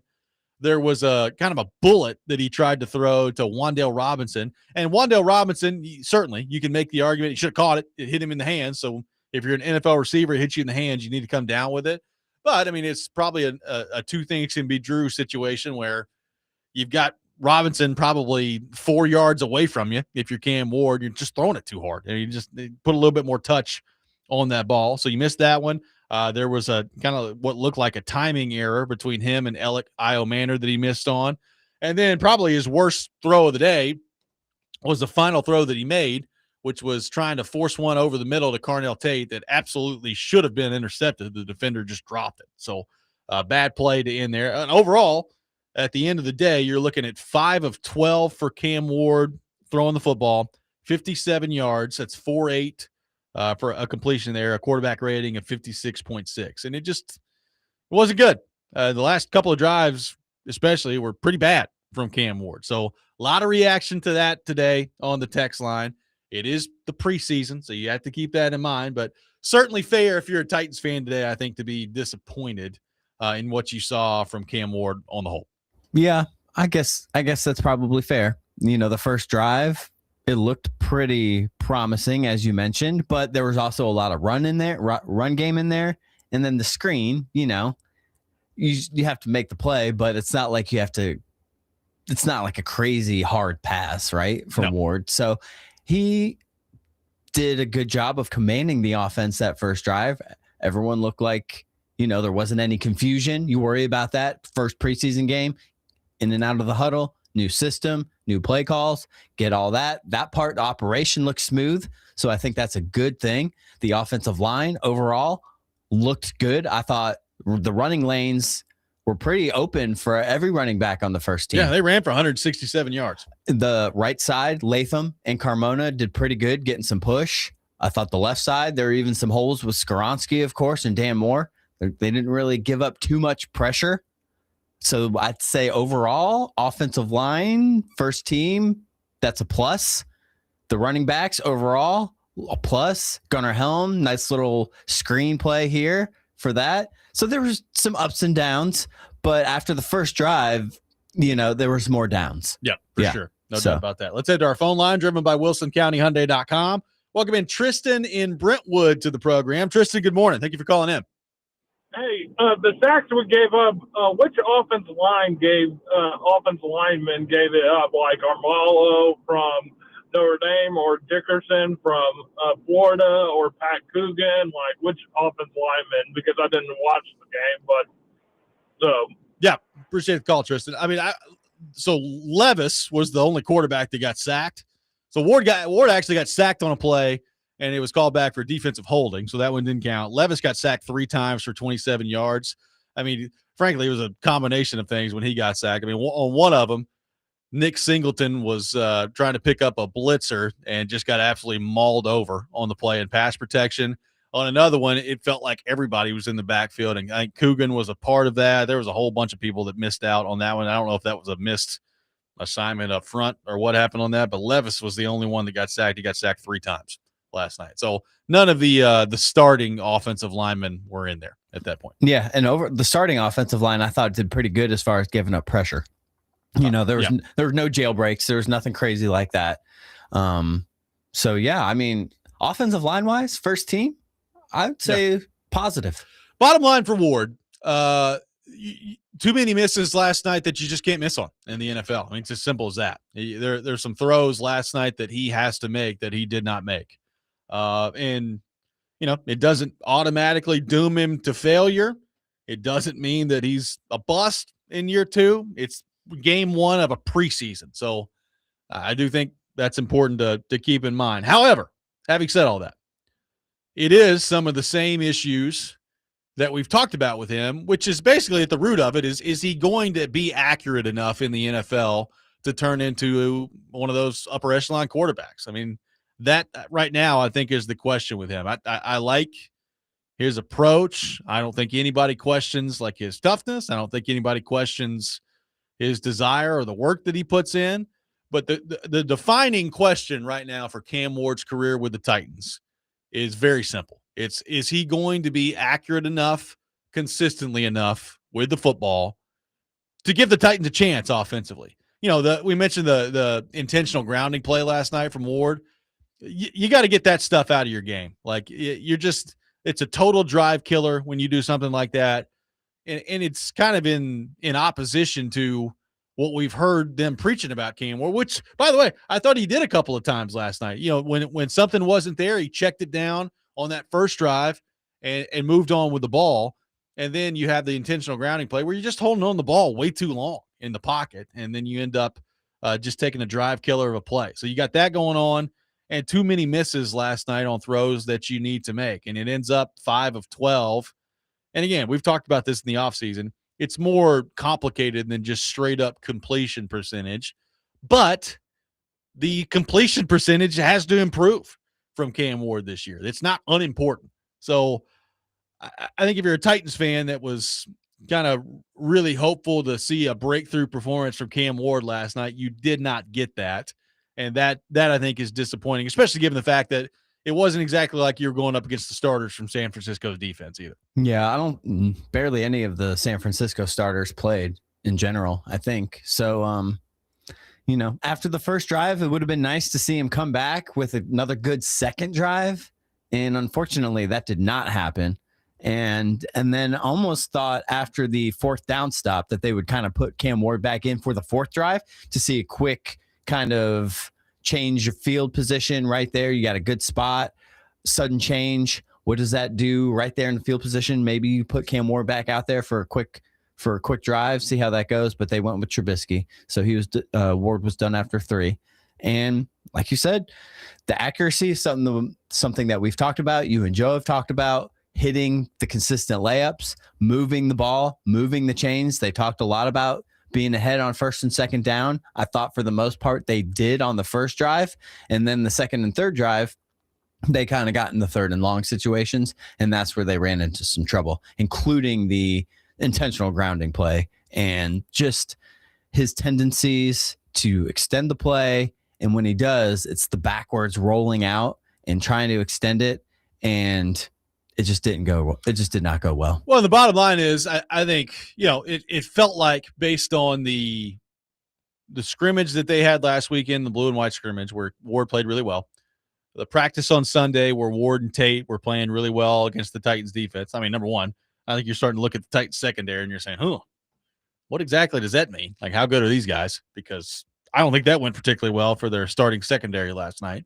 But also, it's clear there's still a lot of inconsistency in Ward's game. Now, does that improve as the season goes along? It better, because if it doesn't, we're going to be having a different conversation at the end of year 2, which is, all right, if he's as inaccurate by season's end as he was last night, well, that's probably not going to be a very good development for the Titans on the win-losses front, and you're going to be having a different conversation at the end of year 2, and that conversation is going to be, all right, is this guy just going to be this inaccurate? Because if he is, you can't win with that. Like, you just can't. So I'm not totally willing to go there yet, but I am concerned with the accuracy. Like, it's got to get better, and it's got to get better in a hurry if you're Cam Ward. You wonder how much of that is coachable, right? Like, is it like a fundamental footwork thing? Is it a throwing motion thing? Is it a getting on, Ward in his post-game presser made it sound like he's just trying to get on the same page with the wide receivers. And I guess I get that, but some of these misses weren't not being on the same page. It's just a miss. It's just a miss. And you just got to be more accurate and closer and give your guys a chance to catch the ball, especially with Iomanner and Tate. Those guys can go up and get the ball. Yeah, there's a good catch radius there. And so you need to be able to throw it. It doesn't even have to be super, super close, but you need to get it in the vicinity where they can make a play on the ball. And Tate on his out route that he was kind of open for did not happen. Iomanner on his little comeback also looked like he had some space, and Ward missed him. So there's just a couple of throws in particular where if you give your receiver a chance, they might make the play for you. 615-737-1025 is our phone number. We will take your thoughts, your reaction to Cam Ward and his performance last night in preseason game number 1 for the Titans. Chase McCabe coming up at 8:30. All that ahead. Robby and Rexrode, 1025 The Game.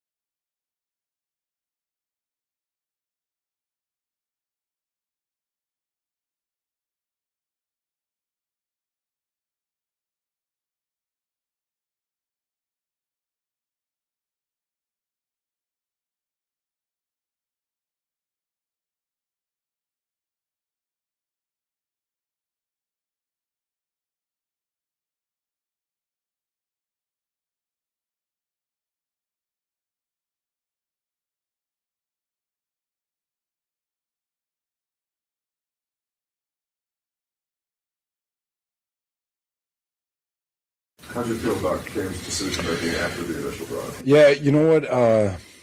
We'll go back and look, and I've got to talk to Dayball still. It felt like his decisions were right. It just felt like he was a little bit sped up more than he has been in camp. You know, it's first time live bullets. I'm not sure, but it looked like his mechanics were a little bit more sped up than it has been, and which is good because we can go correct it, and which is what the preseason's for. But I'm sure he'll look back at it and see that the protection was pretty good, and he could have went through his process a little bit better. That was Robert Saleh after the game last night talking about Ward's mechanics being sped up a little bit. I did find the last part of that interesting, saying, I'm sure he'll probably go back and look at it and say, hey, offensive line held up pretty good. Could go through your process a little bit more than he did. I guess to some level, I understand being in a game for the first time in months, taking a little bit to get used to being back at game speed. So I guess I can understand some of that. However, it's still, everybody else is playing a game for the first time too in a long time, and quarterbacks are making the throws they need to make all over the league. So there's a severe limitation as to how much I'm going to listen to that as an excuse. And again, I do think we're probably getting some overreaction on the text line today. It's preseason game number 1 of year 2. New system. It's a little early for the bust conversation, but there's no doubt about it. He's got to get more accurate. And I think what you're hoping for, what you're waiting on, and I talked about this a little bit a couple of weeks ago. I said, Ward is a number 1 overall pick. At some point, you're going to need to see him start rattling off some days where he's the best player on the field and he is dominating practice. And to his credit, he did that a couple of times last week. But I still think in the game, there's a level that he needs to start to get to a little bit more often in games that we've not seen him get to yet. And I think last year it was easy to say, well, you've got this just absolute travesty of a coaching staff as it played out with Brian Callahan and Mike McCoy, and it was not a good situation for him. You had an offensive line last year that struggled, and you had skill position players last year that were very limited. So if you really wanted to, you could go in there and you could say, well, what do you expect Cam Ward to do with that surrounding cast? It's certainly not like Peyton Manning, Marvin Harrison, Edgerrin James, and that's, the greatest show on turf with the Rams surrounding cast for him this year. But it is better. It's unquestionably better when you're bringing in Carnell Tate and Wan'Dale Robinson and Ridley's healthy again. It's unquestionably a better better support system that he's got this year. So, pretty quickly here, we need to start to see the number 1 overall pick elevate this group and become the best player on the field. That's what you drafted him to be. And again, it doesn't have to happen overnight. But I keep going back to today. If we get to the end of this year and you're looking at just accuracy issues with him, I think that's when you start to look at it and say, okay, is that going to get better, or is that just what he is? Because if that's what he is, the ability to make a spectacular throw, the arm strength that he's got on display, all those things are good. But so much of the NFL just comes down to, hey, Tate's open on a 6-yard out route. Got to hit him right here. Pick up 4 yards, pick up 6 yards, move on to 2nd and 4. Or, hey, it's 3rd and 5. My first 2 options aren't there, but hey, here's a spot over the middle of the gunner helm for 6 yards. You pick up, you move the chains, you move on. And if you can't hit those throws, you just don't have a chance in the NFL. I'm sorry. You just don't. Yeah, the speed of the game situation in this, as far as, in training camp, it feels like we've been talking about the offensive line giving up some pressure. Yeah. And so maybe for him, he's almost expecting pressure to start, and maybe he was expecting it and it wasn't really there. Yeah. And he kind of was just used to it, or thought it was there, even because he's been so used to it and it wasn't. And it took him a little bit to adjust. I thought, looking at some of these clips, Mendoza also looked like the game was moving a little quick for him in some of his decision making. I think that just comes with a young quarterback. And I think that's something that he can adjust to as the preseason and the season goes along, where he can feel a little bit more comfortable and the game can slow down for him a little bit. You don't want to have him speed up as a quarterback I feel like it's easier to teach the quarterbacks to slow down and see what you're actually watching, as opposed to, hey, you got to start to speed this up. I would agree. And so hopefully after a couple of weeks in the system, getting used to maybe where the receivers are going to be in the new Dable offense, some of these option routes that we talked about, as the preseason and the season goes on, he'll feel a little bit more comfortable, and maybe he'll realize the offensive line was holding up a little bit better, and he can make some of those more routine throws as he feels a little bit more comfortable. Even though he's not a rookie, I do think there is, year 2, new system, first game after the preseason. There's a little bit of an adjustment period I'm willing to live with there. Here's what's going to be interesting, and I'm sure we'll talk about this, a lot next week. If you're Robert Saleh looking at that performance last night, I mean, obviously, had they when they had the 95-yard drive and they drove it right down the field, some good runs in there. Ward made a couple of plays on third down. Not overly difficult. I mean, he hit, Ridley across the middle, and there's a good run after catch there. It was a screen pass to Helm. So it wasn't like it was some, otherworldly plays that Ward was making, but he made the plays. I wonder, I knew the plan coming into it was they're going to play multiple series. I don't think the first series you envision for your quarterback and your offense, if you're Robert Saleh, is, hey, let's have him go 95 yards here. So I did wonder when they did that and scored the touchdown, if they were just going to pull the plug and that was going to be it. Because, think about, had they done that, what we'd be talking about today. We wouldn't be talking about any of this inaccuracy stuff. We'd be talking about, hey, Titans starting offense went 95 yards, scored on a touchdown, one drive, and scored a touchdown, and that was it. How awesome is that? Good stuff. And we'd probably be talking more about Will Levis today and all the other stuff that you get into in the minutia of a preseason game. Well, it didn't happen that way, obviously, and they stayed in there and the inaccuracy issues came up. I wonder now, if you're Saleh, how do you react to what you saw last night in terms of, is he going to play more in the preseason games now than maybe you were originally planning? Do you look at the starting offense and say, these guys are going to have to find a way to get on the same page in a game setting? Are you going to play them a half next time out? I mean, you've got also more joint practices coming up with Seattle and Chicago, so they're going to get in a lot of work over the next couple of weeks here. I just wonder, from Saleh's perspective, who was pretty clear about it last night, they're a young team and they need a lot of reps. I think the phrase he used was, Cam can't get enough reps. Well, if that's the case in the aftermath of last night's game, how do you react to that if you're Saleh? Do you play him more in the preseason in terms of longer next time in the next 2 games? I don't know. I'm interested to see what that looks like. Yeah, that's a good question. He felt like this game, the starters played like teams used to handle the preseason when there were 4 preseason games, right? You don't see starters play into the second quarter very often in the first preseason game anymore. And so I guess Saleh felt like they needed the reps, which appears he was correct. And I think he does play. I wouldn't be surprised if he started the second half of the next game of preseason game 2, just given what we've seen and the philosophy they've used so far and the up and down play that they just had this game 1. And I get it. I get the reps thing. I also look at it and say, and if he gets hurt the preseason, that's yeah, we talked about that. We talked about that at the beginning of the show. I felt myself conflicted throughout the entire game, honestly, about how much they should be out there, because you saw the first drive and you're like, okay. Then you saw the second drive and you're like, yeah, that wasn't so great. But then they came out. I almost thought they'd be done after 2 drives. After 2 drives, yeah. Yeah.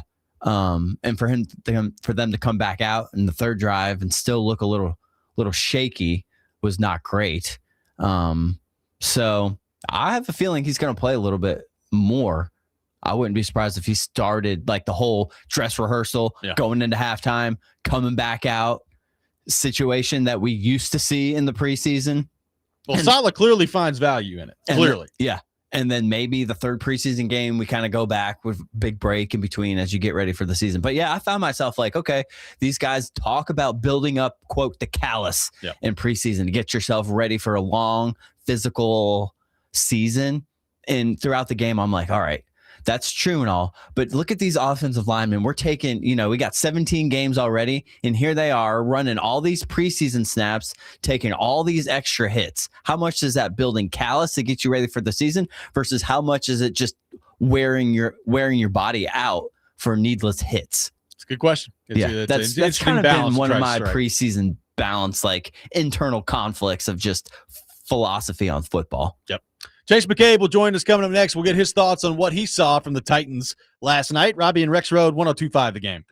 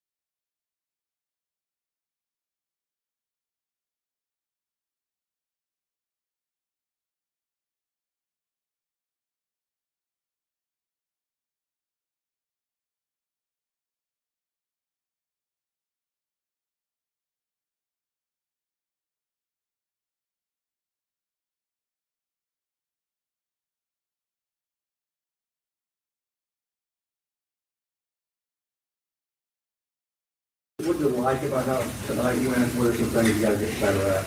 I like how the O-line, they made the standpoint on the game. They've had a great camp this whole time. They've have a great season, keeping, myself upright, and then a running back room. So I think they have us trending in the right direction. We're real good in the run game, real sound like we've been through the whole camp. I think we got to continue to clean up things in the pass game. With myself, with the receivers, seeing eye to eye. I got to continue to give them better chances, making plays. And I think once we get that, we'll be really good. That's Cam Ward after the game last night. 5 of 12 on the night for Cam Ward. A lot of reaction so far today on the text line, driven by WilsonCountyHyundai.com. Taking your thoughts at 615-737-1025. I don't know that level-headed would be the way I would describe the text line, but very mad from last night's performance from Cam Ward. Yeah, maybe a few too many like, hey, do the Titans take a quarterback next year if they have a top 5 pick? Can we plead? Can I just plead with you guys for just a second? I'm fully aware that there is a chance that discussion might come up at some point this year. I am hoping against hope that it does not. But can you guys give me just a minute? Like, can we get into, at the very least, November before we start talking about, like, Arch Manning or whatever quarterback it is, Dante Moore, whoever, that it could be next year in the draft? Just do it for me. Like, if you don't want to do it for, like, yourself, that's fine. But, like, just do it for me, right? Let's wait until at least November before we start getting into some of that. Is that fair? I think that's fair. I don't think we need to talk about the draft in the preseason. Not yet, anyways. I know it's been a little rough around here. I'm not going to. But like, I'm just even calm like down. I'm even kind of just throwing that out there to the masses. Just do it for me. One texter says there was a beautiful time in recent Titans history when Ryan Tannehill would drop back to pass, and you expected the pass to be completed. They look like a real football team. We're firmly back in the doldrums of expecting each drop back to be either an incomplete, a disaster, or being joyfully shocked when a 7-yard pass is completed. The every once in a while surprise crazy touchdowns don't make up for pass after pass being a gamble. And that last part is kind of what we've been talking about. Like, you can make some spectacular plays every now and then, but it's the mundane passes that you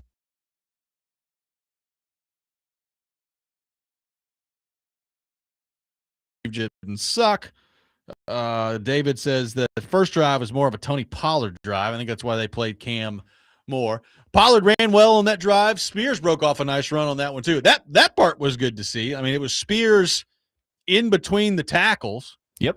And it looked like he was, it wasn't dead to rights or anything, but he was, looked like he was going to be a 5-yard gain.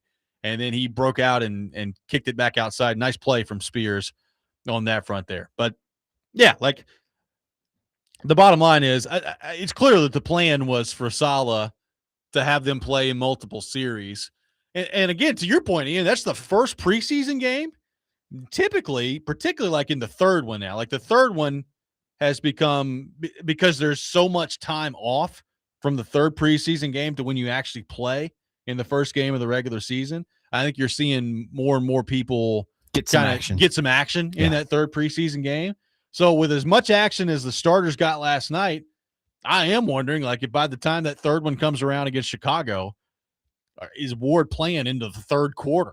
And does he need to? Like, I think what would be a great development for the Titans would be not only in the joint practices next week against Seattle, but in the game for Ward and the starters to come out and look pretty crisp, to the point where it's like, yeah, let's get him out of there, right? Let's just move on and start to get down the depth chart. Against Seattle, that sounds tough. Yeah, it does. I think Seattle's defense is still pretty good. They are, like, but it's also one of those things where, like, if you're Seattle, what do you really need the preseason for? Like, it's not like Mike McDonald's going to be out there calling a bunch of, elaborate stuff on the defensive side of the ball. But yeah, like, some of it's just the joint practice might be tougher than the preseason It should be. Yeah. Like, and because I think when you start to get into like the midway point of camp, which is where we're kind of creeping into now, I think that's when the joint practices can become good, because I think particularly when it's a team that you're not playing later this year on the schedule, you could try more stuff in joint practices. Like, people want to see some looks out there. So that part of it could be really beneficial. But like, I think it would be a great development for the Titans to not have to play them like the starters as much as I think they might in that third preseason game. But after last night's game, like clearly Saleh values that, and they did not do anything last night in the passing game to inspire a ton of confidence. Yeah, there is a big gap there between that third preseason game and the start of the regular season. Almost too much for them. Yeah, I mean, you're going from August 29th to September 13th. It's a long time. So that's a solid 2 weeks, even I guess 2 plus. Just almost 2.5. And that is a long time to not play, especially if you feel like your timing is a little off and you want to get some more on the same page, on the same page with the wide receivers. Like, I get what Cam Ward's trying to say there, but it felt like there was too much blame on the wide receivers on some of those incompletions. Like, I'm not sure the wide receivers were not in the spot they were supposed to be. Like, Ward needs to hit them more so than the receivers weren't in the right spot. Maybe there was one or two where, Wan'Dale Robinson's getting used to the arm angle throw on a sidearm, or maybe he thought Io Manor was going in a different spot on the one that he missed. Yep. He hit Ridley on the crosser on third down, that little drag route. That was a nice play. Yep. Ward showed some patience, waited. Ridley cleared, found him, easy first down completion. The third and long, little screen to Gunnar Helm. He showed some patience. Nice little sidearm, although Helm was pretty open. But then he missed a couple to Tate. I don't know if a couple were forced. There wasn't a whole lot of routes there from Tate. Just a couple of like quick outs. And they didn't go too deep into the bag with Tate. No, and he didn't really create any separation. One was near the goal line, so it was tough. Another one was a short out that Ward kind of overthrew. So I get what he's saying about being on the same page with the wide receivers, but I'm not sure a lot of that was like not being on the same page more so than it was Ward not having his timing correct. Keith says, I'm less interested in player performance than I am in play calling and coaching decisions. Callahan was atrocious. I want to see what Dable calls in these scenarios. Yeah, like, I don't know how much of that we're going to find out in the preseason. Like, I mean, I'm sure their first drive yesterday maybe had some scripting to it, but even that, like, you can script it, but you started on your own 5. So, that just totally changes kind of what your approach is going to be. I mean, there's almost zero takeaway I'm going to have from Dable as a play caller in the preseason. Like, that's going to have to come around once the regular season comes around. But I mean, clearly that should be an upgrade. I mean, I don't know that play calling was at the top of the list of dysfunctions from Brian Callahan as to why it didn't work out here. It wasn't a plus though. Like, it wasn't good. So I think Dable is a good play caller. So that should be a plus for the Titans this year. We'll see what happens on that front. All right, we got one more segment. A lot of your thoughts to get to. Take your thoughts on the Titans' performance last night in the preseason. 615-737-1025. Robby and Rexrode, 1025 The Game.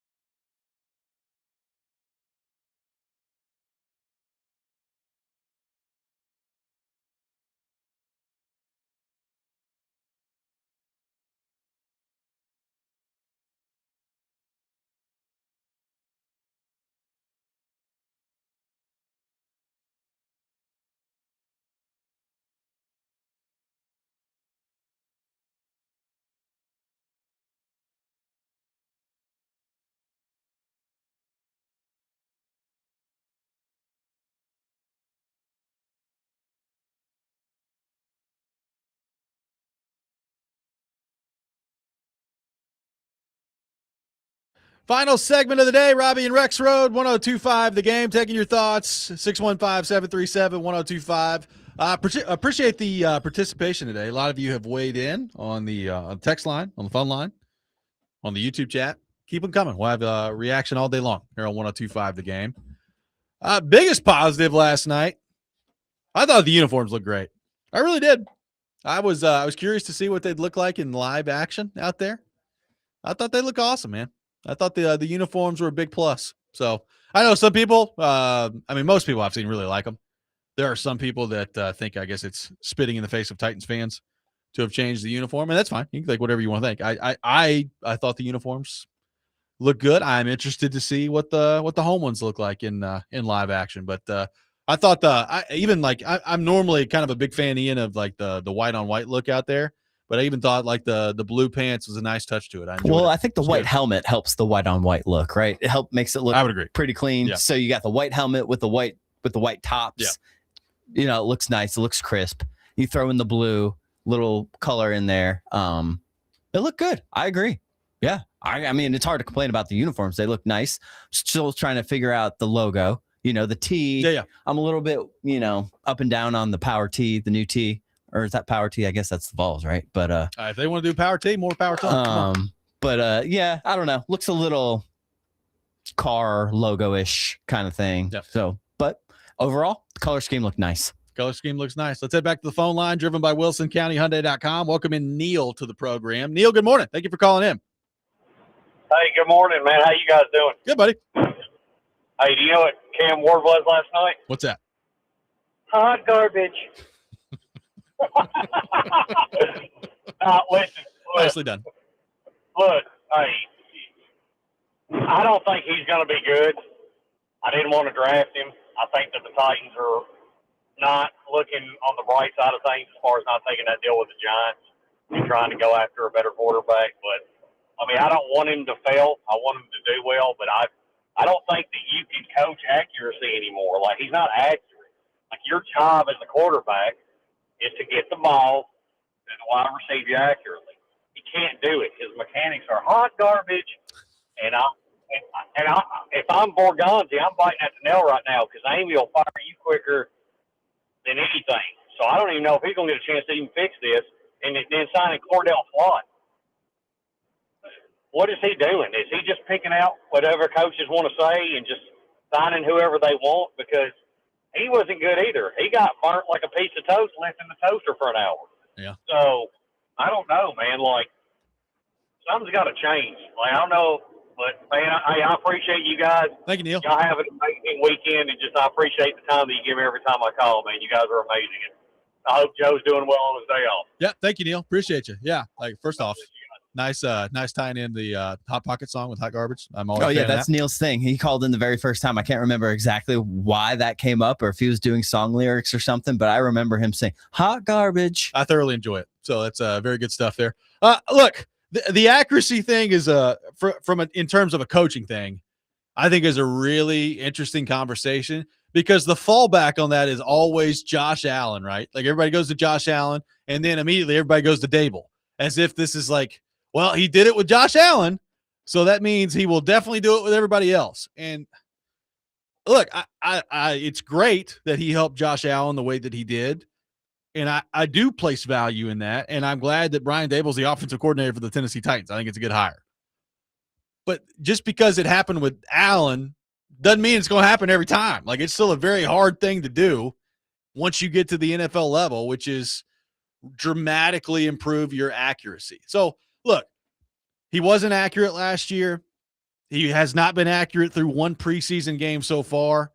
That does not automatically doom him to failure and that he won't be any good all year long. But as we've said throughout the show, if you're a Titans fan that was looking for a big step in that area last night and you walk away from a performance where he's 5 of 12 and missing on throws that you just can't miss on, that it's more than fair for you to be concerned by what you saw last night from Cam Ward. That's where I would leave it. I would leave it at concern. I wouldn't say it's a 5-alarm fire or anything like that, but there's no doubt about it. The story of Cam Ward with the Tennessee Titans that will be written is going to be determined by, can he make the mundane, everyday throws that you have to make as an NFL quarterback on a consistent basis? If he can, then I think he's got a good chance with some of the other abilities that he does have. I think he's got a chance to be a good player. If he can't do that, then you just do not have a chance in this league. I'm sorry. Like if you can't make the throws that are borderline gimmies in the NFL, then you have no chance to win games. It's just as simple as that when it comes to the quarterback. So look, we'll see if throughout the preseason here, does the timing get better? Does the accuracy start to improve? Does Dable, as the season goes along, does he get a better feel and a better understanding of the things that Ward does well and kind of call plays and make game plans around that? What does that look like as they get more time together? All of that, I think, is going to be interesting. But certainly today, if you're a Titans fan and you're concerned by what you saw last night from Ward, I think that's more than fair. So that's kind of where I would leave it today when it comes to that discussion. Let's head back to our phone line. Welcome in Dan to the program. Dan, good morning. Thank you for calling in. Hey guys, thanks for taking the call. Not overly impressed with the performance last night. I think that like long view, it comes down to obviously how well Cam Ward develops in his second year, but also how that trickles down to other players like Tate, for instance, who has all the potential in the world. If his accuracy or inaccuracy becomes a point of contention where it's truncating the ability for his weapons to be able to do what they can do and to optimize their performance levels, is somebody like Mitchell Trubisky going to be able to do that and, not force balls and cause turnovers as well? Because that's essentially what you're going to need at the end of the day, is just getting the ball in the hands of the guys that can do the most damage on the offensive side of the ball. Yeah. So, thanks for the call, Dan. Look, I would say this. Trubisky, I mean, we barely saw him play last night. He wasn't in there for very long, which is fine. I think that's the right approach from the Titans. I don't necessarily need to see Mitch Trubisky all that much in the preseason. I know what he is. Trubisky's not going to play while Cam Ward is healthy. It's just not going to happen for a variety of reasons. Number one, he shouldn't. Number two, there's just so much on the line with this franchise with Ward. If you take him number one overall, you got to see it through as long as you can possibly see it through. I don't know that it's quite that simple of, the Titans just have this unbelievable receiving core now, and all you got to do is get the ball in their hands. Tate still is, even though I'm excited about him, I think he's going to be good. Tate is totally unproven at the NFL level right now. We'll see what that looks like. Can Ridley stay healthy this year? Wan'Dale Robinson has been a good player in the NFL. He's catching 90-plus balls a year. What does that look like in this offense? And look, Io Manor's had a nice camp. I'm not willing to anoint Io Manor yet before I see him do it in games. Same thing with DK. So I would describe the playmakers that they've got as there's a lot of potential there that I feel good about, but it's also a lot of untapped potential, unproven potential to this point. So, again, look, bottom line is, Ian, hasn't been a whole lot of winning that's going on around here. They got her done last night. Yeah, they did. In the preseason. And one more newsworthy item that we haven't touched on today that feels like a part of the show that we probably need to bring up. It's album release day. Oh, boy. We might have some album review to do on Monday from Mr. McAfee. I look forward to that. Maybe Joe's got some homework. The Diary of a Polarizing Figure has been released today. I don't know if I want to listen or not. Part of me does. Part of me wants to avoid it at all costs. We'll see how that goes. Appreciate everybody for participating today on the show. That'll do it for us. Everybody have a great weekend. Stay cool out there. Next man up with Jake Lyman coming up next. You're listening to 102.5 The Game.